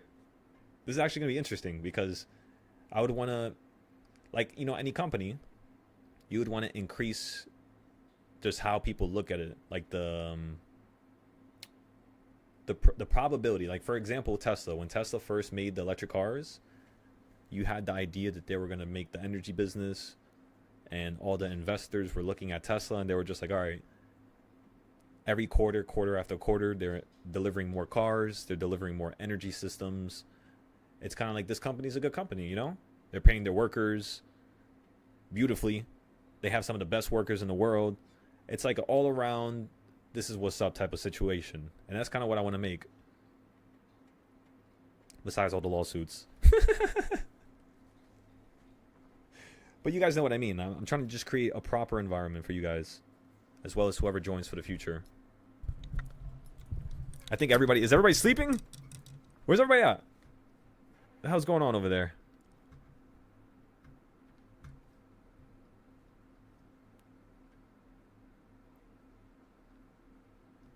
I'm gonna harass one of you guys.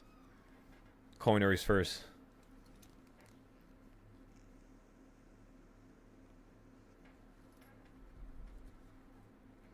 By the way, I have a favor to ask. Actually,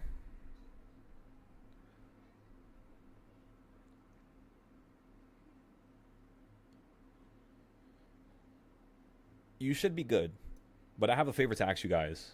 So, can one of you guys stay in the chat? I'm gonna have to disconnect my internet just to bring it to Verizon real quick. So I'll probably take, what time is it right now? It's 3 o'clock. You know, by the time I come back, it's probably going to be the end of the day, honestly. So I don't think we're going to trade anymore. I kind of want to absorb what just happened today, see what's going on. We still have the leaps for like the next 2 weeks, or I guess swing plays, you could say. So we're still holding those calls for 690 and 700. One is $5 away. One is like 15 away. So that's what I'm looking for right now. The ones for 700 is 15 days out. The one for 11 days out, which is now only 10 days out, that one is for 690. That one's the closer one. Both very expensive. So what I'm trying to do is, we bought at a certain price. Obviously the contracts are down right now. So we're going to use this as a gauge upon the momentum in terms of the contract valuations. Because then when I understand what's going on right now at the short term, at the bottom, after a big ass drop like that I've never seen happen ever. That was the first time I've ever seen the SPY drop like that in the past 6 years. Every time you drop, you do a certain thing. And this one was not like the other ones. So using that, it then told me that the next day is also going to be a potential day where it might be something I've never seen. So far, this is normal. It's like right back into the normal groove. Perfect ups and downs. Clearly chose the upside, right? Fell down pre-market. Crazy ass opening to the day. You're falling out the sky right now going into the end of the day. Very similar to yesterday. So yeah, if you get below this box here, like how I told you earlier, if you fall below 684.70, I told everybody you were going to fall straight down to 682. Straight into the midpoint. Why? Because that's the quarter point. That's the dotted line it wants to fall down to.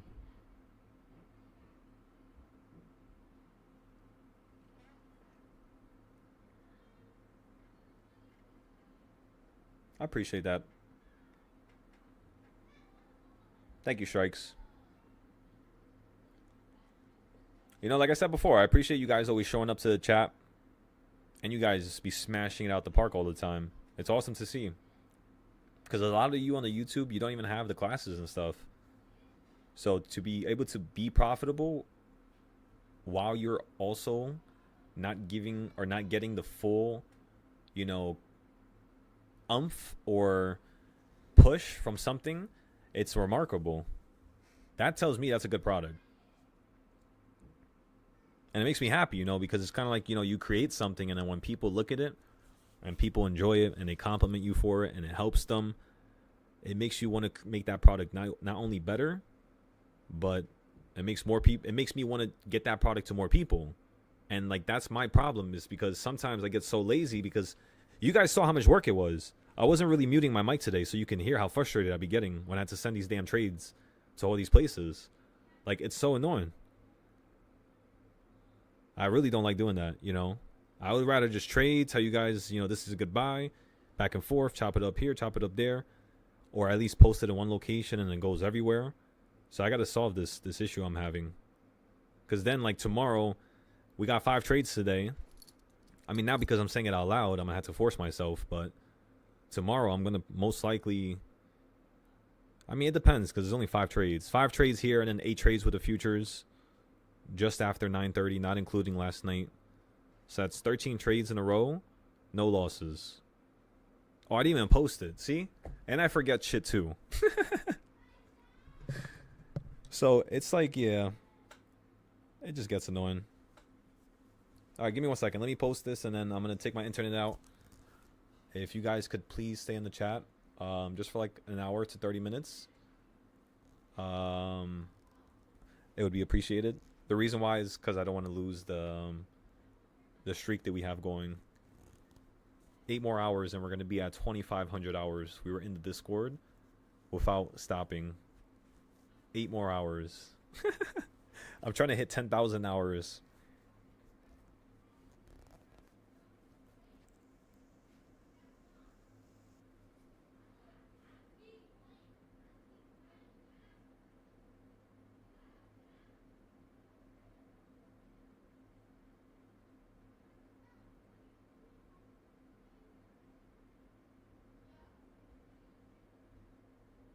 How much percent was it? 60% or something like that?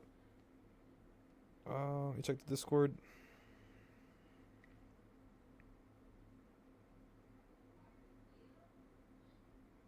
Do you guys like how that idea worked out? It was a pretty good idea, right? I think that's how we're going to trade from here on out. I like that a lot. So every time we buy a strike price, basically we're going to buy one in the money just in case the shit wants to consolidate above that point. Once it goes above that point, we then average down or just wait and we can still get out for profit. Like we bought the puts exactly at number 5 and it managed to almost hit number 6. And then you were killing value, so we had to worry about theta. Remember, this is options, not futures. And because you had to worry about theta, it makes your options actually harder than futures. That's why I always tell people options is actually harder than futures. And like before I traded futures, I thought the options was easier. I thought futures was harder because I never did it, you know? Now after having, you know, done it and making X amount the last 3 months, futures is definitely easier. And you make more money. But the craziest part is you can't learn how to trade options without learning how to trade futures first. If you learn how to trade futures first, you can learn how to scalp trade the 0 days. That's the only reason why I got so good with those. It's because of futures. I just didn't know what I was doing in the moment. But then I started doing the same thing for SPY, and I was like, wait a second, it's kind of like the same thing, you know? And then that's when I had my massive breakthrough. I was like, holy shit, I gotta show everybody this.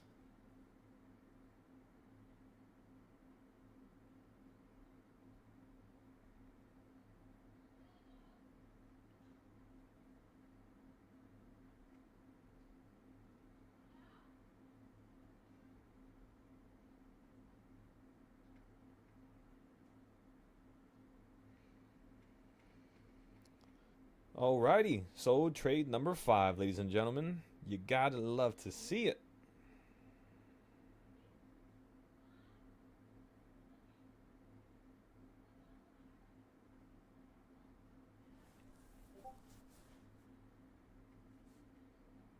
Okay, so total profit is now at... Oh my god, I gotta add this shit up again. Alright, 1340 plus 940 equals...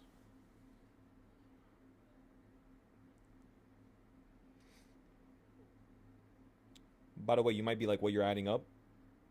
Or why don't you just look at the actual broker so that you can just see how much you're up in a day? And the problem is I have other trades running in the background that I don't post. So I have no fucking idea. 880. I mean, there's probably an easier way to do this, but fuck it, we'll just do it like this. So 2,000 plus 880. You know that right there used to actually bother all my teachers? It just reminded me of that shit. I used to always try to find a way to do something, but not in the way that they would want me to do it. And they would get so fucking mad. 12, 10 plus, especially math. For some reason, math was like the most prevalent thing that I would be just doing like randomly. Okay, in total, we made $6,100, everybody. That's 2 trades. That's 3 is 4, 5 trades. Yep. $6,100.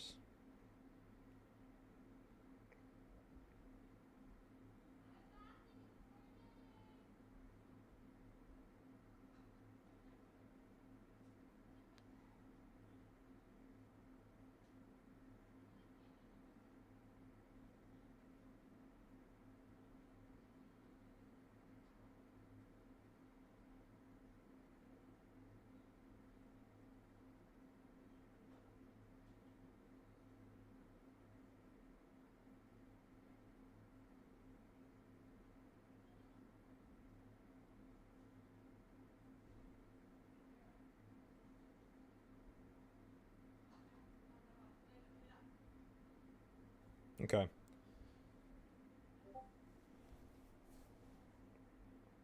Okay, let me post this for here now.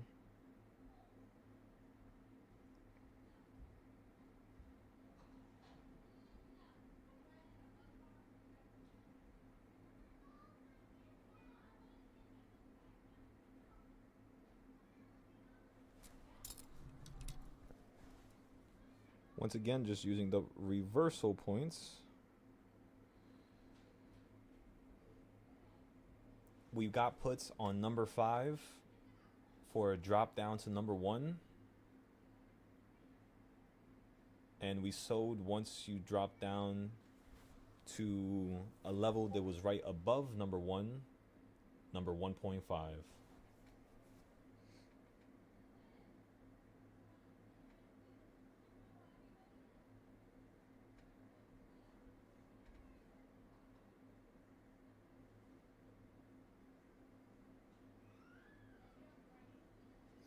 Okay, so that's a good enough explanation. Now let's go ahead and post the picture. Did I take a picture of it in the first place? I think I did. Oh yeah, I posted it to the Discord. What am I saying? Okay, so now...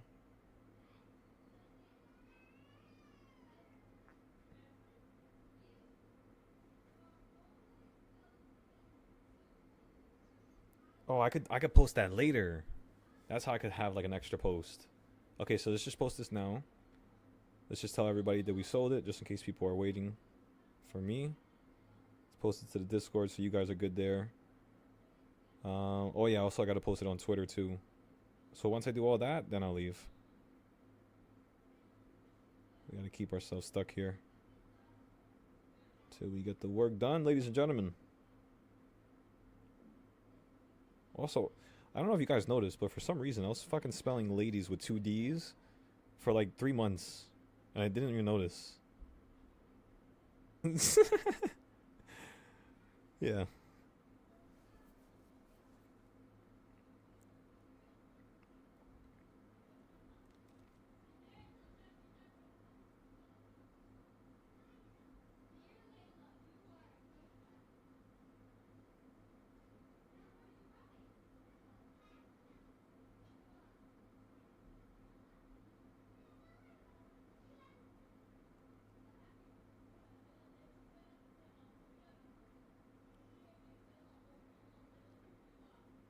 Beautiful.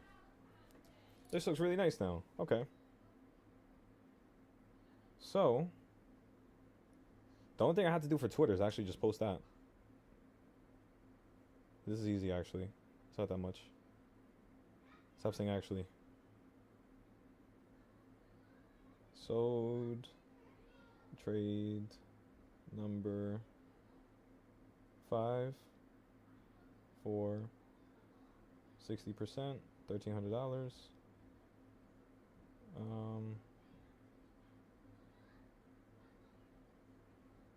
Spy.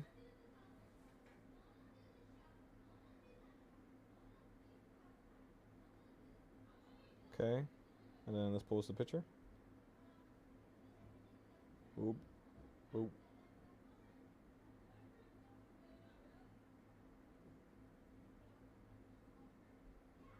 There. Okay, that's how we could do it. I like that actually.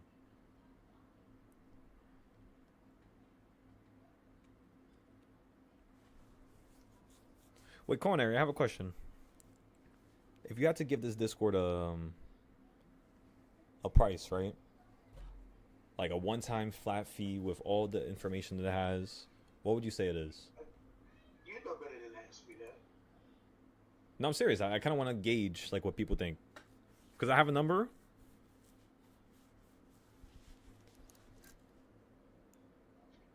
But this Discord, Yeah, just this one, not the other ones.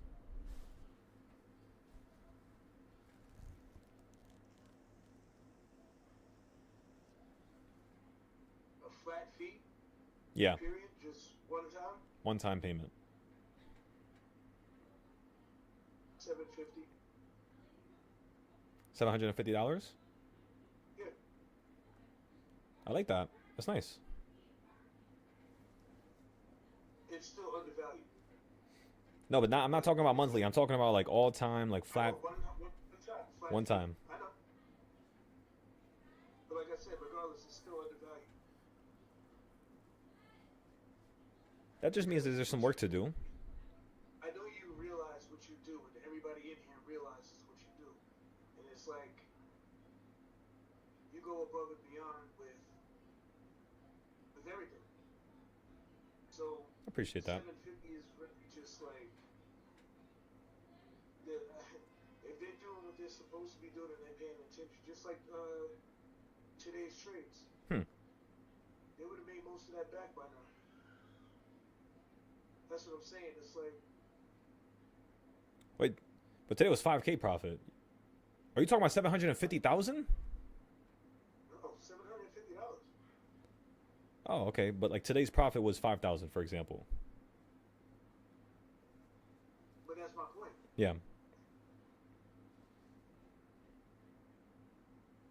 So the reason why I asked that is because the new prices is going to be 1,000. 1,000 a month. Okay. Which means in terms of a flat fee, if I gauge everything from just this Discord with the tax stuff, the dividend stuff, just everything, not including futures, forex, crypto, just options and stocks, I would say this Discord is worth 20,000 flat. It can be worth 50K to 100K, but like flat fee, like they don't get charged monthly, just one time lifetime, fee, 20K, yeah. I mean, it's one of those things where if you, I would say 30,000, and you throw in some actual stocks to invest into also. You know what I mean? Like Well, the market. problem with that is, take for example Intel, right? It was at $9, and now that shit is sitting at, or 19, and now that shit is sitting at like 50s and is barely dropping. So it's kind of like, I know I can give people good stocks to buy, but I don't know how long it's gonna take for some of these companies to. I mean, actually, let's be honest here. Actually, if I do the work, I can figure it out. But Don't, what I'm trying to don't say is, don't concentrate on like short-term holds. no, of course, If you want- course. Right. So like, say we'll take the Mag 7 as an example. I would tell them invest in the Mag 7, but only at these levels. You know, it's You know crazy. what I'm saying? I wouldn't have people invest in the Mag 7 because the Mag I 7s. was just using that example. Okay, I see what you're saying. But I'm talking like for the investments, you're talking about a 10-year hold. Yeah. So like, you would only invest in certain areas. Like, I don't even know what Tesla is right now, but For like 410s, 420s, something like that. 420. So I would say if it drops down to 320, I would say that's a good investment. If it drops down to 2, obviously it's even better. But little extra stuff like that. Yeah. That's a $30,000 flat fee for the simple fact that you're providing not only short term, but you're also providing long term, and that's that. I understand what you're saying. And then for the other people in the Discord, everybody has their favorite stock. If you see something and you're following a stock and you know it's going to hit certain levels and you know it well, put it in the Discord.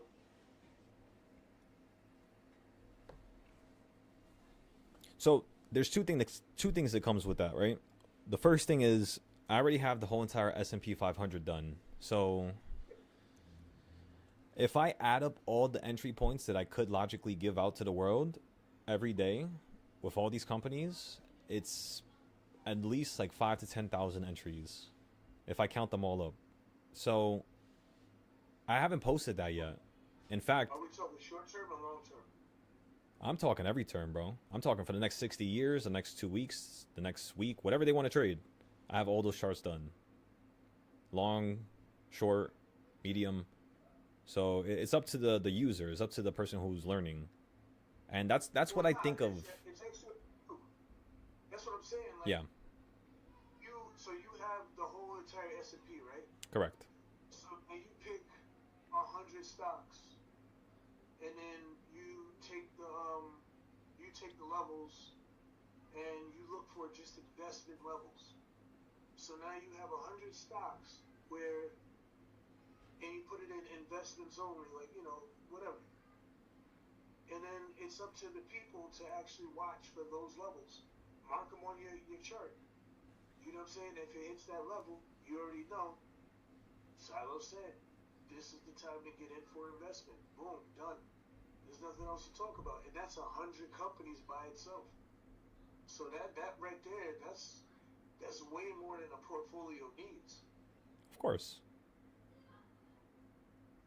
Like normally what I was doing, if you look at the leap category, we have about 20 companies done in 3 to 4 different ways.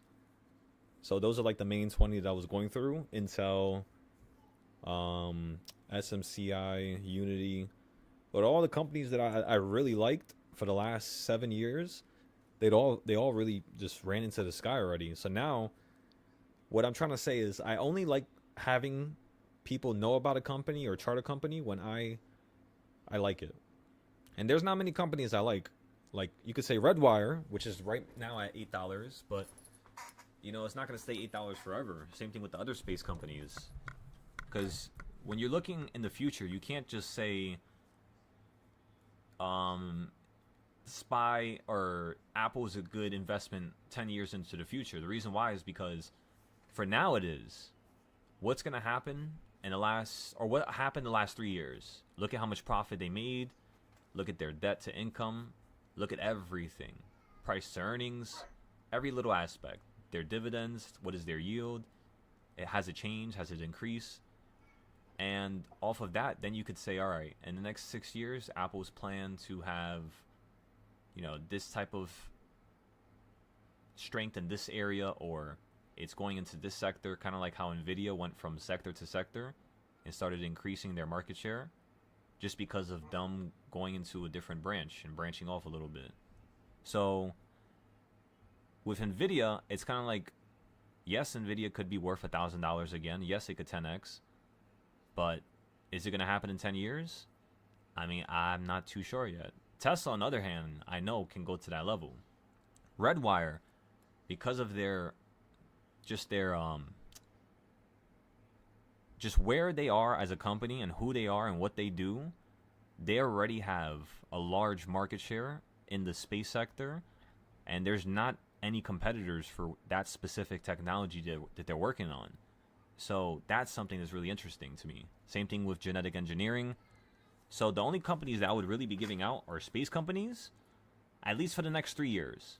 Only space companies, bio companies, and that's really it. Nothing in real estate, at least as of now. Nothing in like having to deal with vehicles as of now. Maybe energy, like storage systems, solar panels, or just natural gases, oil.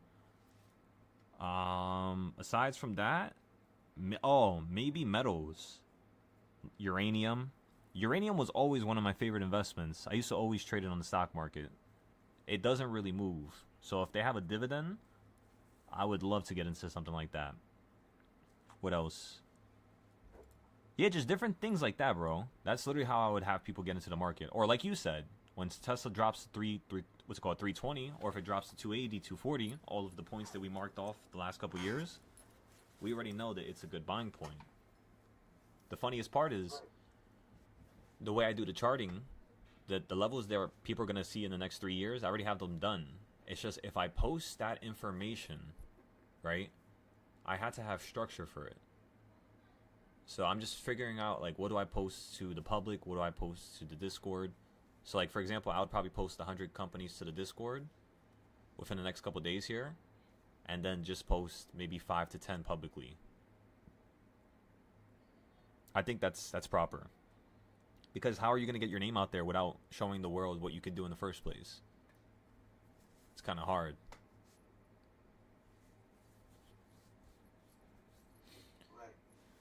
No, but yeah, like that's what I was saying, because the valuation of this Discord is completely dependent on the classes, how much one could make per day, as well as how we predict the future. But what changes it is if we post all those 500 companies.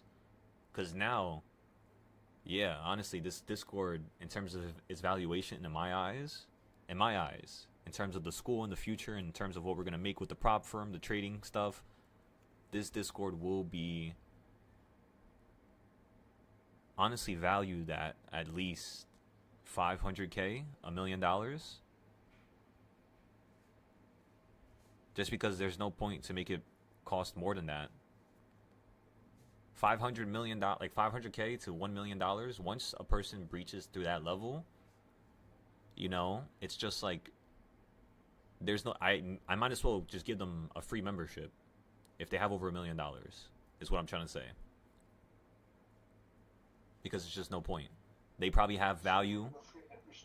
Yeah, because think about it. If a person made $1 million, that means they know about something. They had something rolling on their end, right? Whether it's real estate, whether it's a business. And honestly, if they could just tell me what they know about their business, because I just like learning about stuff, I would be happy with that. You know what I mean? Like how I took like let's just say they started with 50K and invest like a loan or something from their parents or a friend, and then boom, the first thing they did was do this. I want to hear about their hardships, about like the whole story. And if they could give me that, and they're worth more than $1 million, I would give them a free membership. It works better that way, because then they're probably gonna have friends that are millionaires. I could probably help, you know, more people who are in that type of, I guess, financial level. Yeah. Because that's what I'm saying. Like, I'm not doing this for the money. I'm doing this because I really want people to learn. That's why the prices are so cheap. But then again, the more I think about it, it's like this is one of the reasons why I'm not able to actually grow as much, because it's just so cheap. People don't take this for real. Of course, besides the people who pay yearly, because we have some people in the Discord that do that. But besides those individuals, it's like, yeah, damn. But yeah, that's okay. I'm real. You know what's crazy? I'm real happy that I'm only making $1,600 right now. Like right now at this point, I'm currently looking at it from Patreon, because it's like it's causing me to not make X amount to the point where things become too boring, you know? Because when you make a lot of money, it's just like you start ignoring the journey. And it's something I noticed I did when I was 21, when I first made 100K. I didn't really do it recently, besides when I took out the 25K from futures. Because 25,000 for futures felt like $2 million from options, because it was such a new thing. So man, it felt so amazing.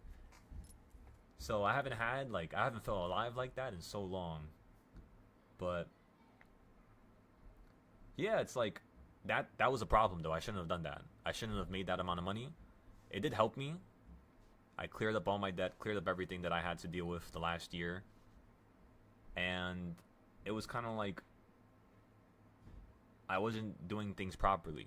Like from end of December till early January to middle of January, I wasn't organizing nothing. And how the fuck am I going to have a Discord cost any price if I'm not doing what I'm supposed to be doing as a leader?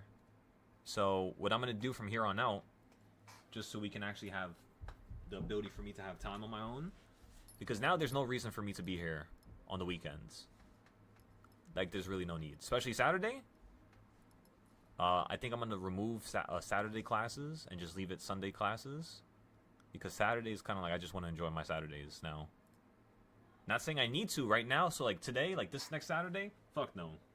Why? Because I made a mistake in January. I wasn't trying as hard as I could have. I need to make some extra capital here. I was supposed to have a certain amount. So, yeah, that's what we're going to make sure we do for February.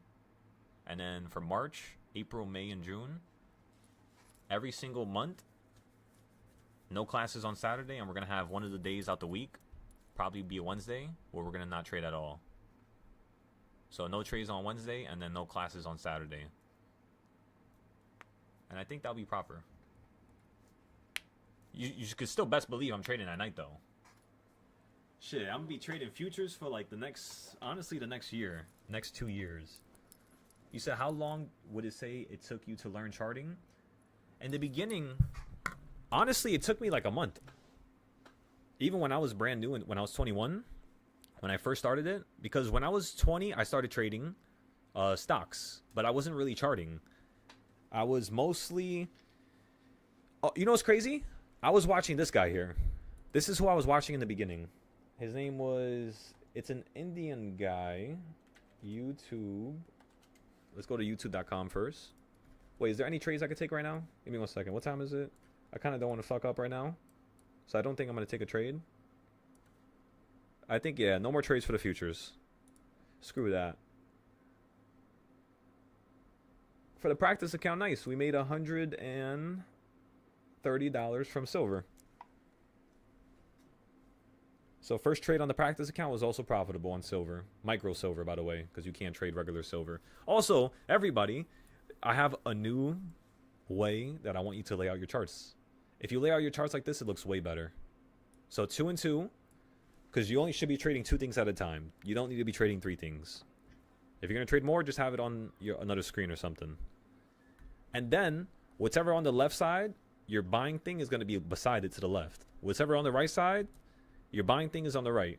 Now we can't get this shit confused.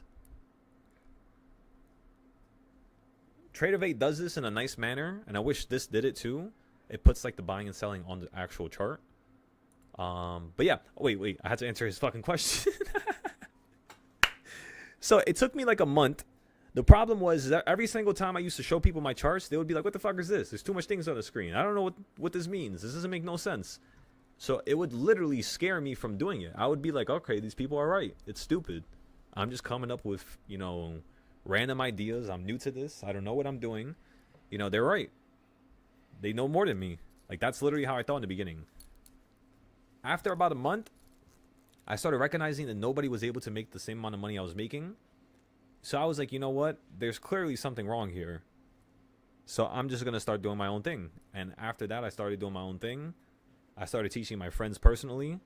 The second I made 100K, instantly I went to teaching my friends. And then I lost 100K. And then I spent 2 years hyper fixated on trying to learn 0 days. Because I was first trading with 5 to 10 day contracts. Up until I made 100K. I literally never touched a 0 day, not 1 day. Until I hit 100K. And then after that, I was messing with 0 days. I was fucking up a lot. Because the 0 days are way more unforgiving than the 5 to 10 days. Sometimes you buy a call and the market wants to run up the opposite, way or run down the opposite way the whole entire day. And even if you average down at the best points, if it's a 0 day, you have an opportunity to literally lose everything. 0 days, you're never going to be 100% probable. Like, never. It's kind of like always 90% max. Or 80%, I guess. And then, for me to actually start teaching correctly and teaching the students and teaching like people that were actually paying me like real money, it took me from 2021 to 2024. So it took me 3 years to actually establish structure. Half the time I was bullshitting, I'm not going to lie to you. I wasn't doing what I was supposed to be doing. Whether it was going out, smoking, whatever it was. And then, so it was like 3 years of that. Basically, you could say a year and a half if I was being serious. And then to master the charting, like the technicals, and to upgrade it, and to teach them, and to have videos, that took me just a year. 6 months, actually. Yeah, 6 months. Because we can't really count that, because I was testing that other stuff. Which has nothing to do with the actual classes. So yeah. It took me 6 months to really get this go with trading. But if you add up everything, honestly, it took me 6 years to get to this level. It's been 6 years since I started. So yeah, that was the whole history right there. So I'm using 4 monitors, yeah. 4 monitors, an iPad, and a phone. The iPad, I have my futures trades on it. Just in case if I'm not looking at the futures chart to my left. And yeah, that's pretty much it. Wait, can I show you? Let me see if I can show you my whole entire layout. I think I can. If I go here, and I go here. Let me see. Wait, I have to. Wait, no. Go here. Right click. Display settings. So yeah, this is how I have my computers linked, or like whatever. Like popped up. Do I have a picture? If I have a picture, I'll show you guys. I think I sent the picture to Culinary. Let me see. Remember, after this, I'm going to have to leave, everybody. I'm going to have to go. Why the fuck did I buy the screen?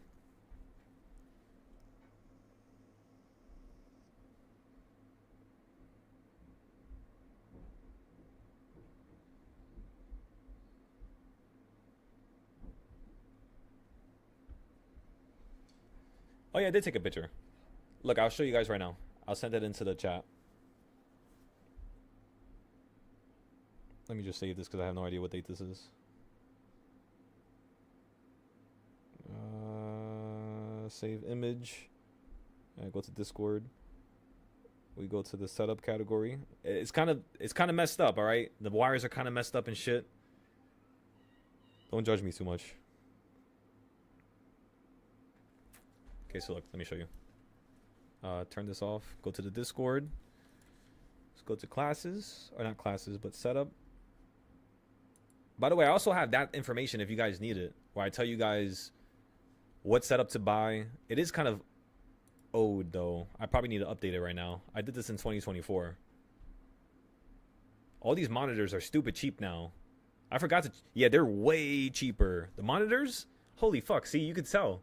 They were like $300. I had to spend for each of them. And then for the new one I just bought, it's like better than all of them. Obviously, because it's newer. But they only charged me, I think, 190. It was like 150. Same resolution and everything. And the hertz was like 100 and... I don't even know. 180, some shit like that. But this was normally how my setup was before. So I had like the small iPad here. The 11-inch, and then I had 32-inch, 27, and then a 50-inch, I think, or 48-inch, a 4K monitor. But it was kind of like, I don't like 4K. It was like the shit is too small. You know what I mean? Even though I was sitting super close to it, it was like 4K resolution is so unnecessary. Just stick with 2K, which is like look at this screen here. Look how much stuff I could have here. All these charts. All the options. Wait, shit, give me 1 second. All the options. This is how my charts used to look before. That's crazy how I found this picture. So this is literally how my charts used to look before. Just a bunch of lines fucking everywhere. Because I used to just look at the highs and lows and just color them. But yeah, it was so annoying. Because not even I knew how to really use it. I just knew how to like make it work in some days. But every single day I bought off of one of those lines, I didn't know if it was going to work. And that's basically how I traded until 2024. Or no, 2023. That's when I created the reversal points. The reversal points was the craziest thing I ever made. It was because I was really fed up with losing. And I was just like, there's definitely something here. So I spent a week to 2 weeks going through the last 60 years of the NASDAQ SPY, the Dow Jones. And then I created the reversal points from that. But yeah, that was how it looked before, like 2024. And then I sold this monitor, the big one. And then I punched a hole in this one. And then I punched a hole through the desk. So that was what happened. Now let me show you what happened. So you can see the next picture. There's a reason why it's super up close. So right here, below the iPad, there's literally nothing here. Like it's like I turned a square shaped desk into a damn office chair or office desk with like a little thing in the middle. But yeah, now I have one monitor here on the left, 32-inch, then 27-inch, and then this one's 32-inch as well. This is for the Discord. Usually I'll have it like here at the bottom or here at the top. And this one's like that, like flip the monitor, whatever the hell you call that. And then this is my Wacom tablet. This is when I do my animations or like my anime. I draw on this tablet. As well as the YouTube. Usually when I'm live, the YouTube chat is like right here. It's like right below my chart. That's how I could tell that people are texting me now, because when I'm looking at this, I can see it pop up on the screen now. Or like right below it. But yeah. Damn, I missed this Express account. How much money did I have on it? Damn, $56,000. This was the one I lost not too long ago in January, I think. Yeah, I think I lost this in January. That account was so beautiful, let me tell ya. If I would have not fucked up, I would have been able to get that account into a live account before Top Step changed the rules in February. So if it wasn't for this mistake here, I would have basically had the opportunity to start my live account with $100,000. Now, they significantly reduced that. You can only start your live account with 10K now. No matter how much money you make, you can't bring it over. So yeah, they did that because, you know, people were making too much money from Top Step. And if you guys want to see how the computer looks inside, this is the computer. I'm showing off a little bit here. I don't really get to show people this. You could build something like this for like 1,700, by the way. 1,700 or like 2,000 right now.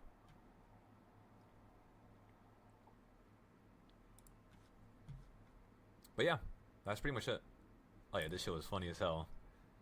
He put a cold air intake on his PC. But yeah. Alright, let's put this over here. Alright, so we're not in any trades. I gotta leave. I gotta go. It was a pleasure talking to you guys today.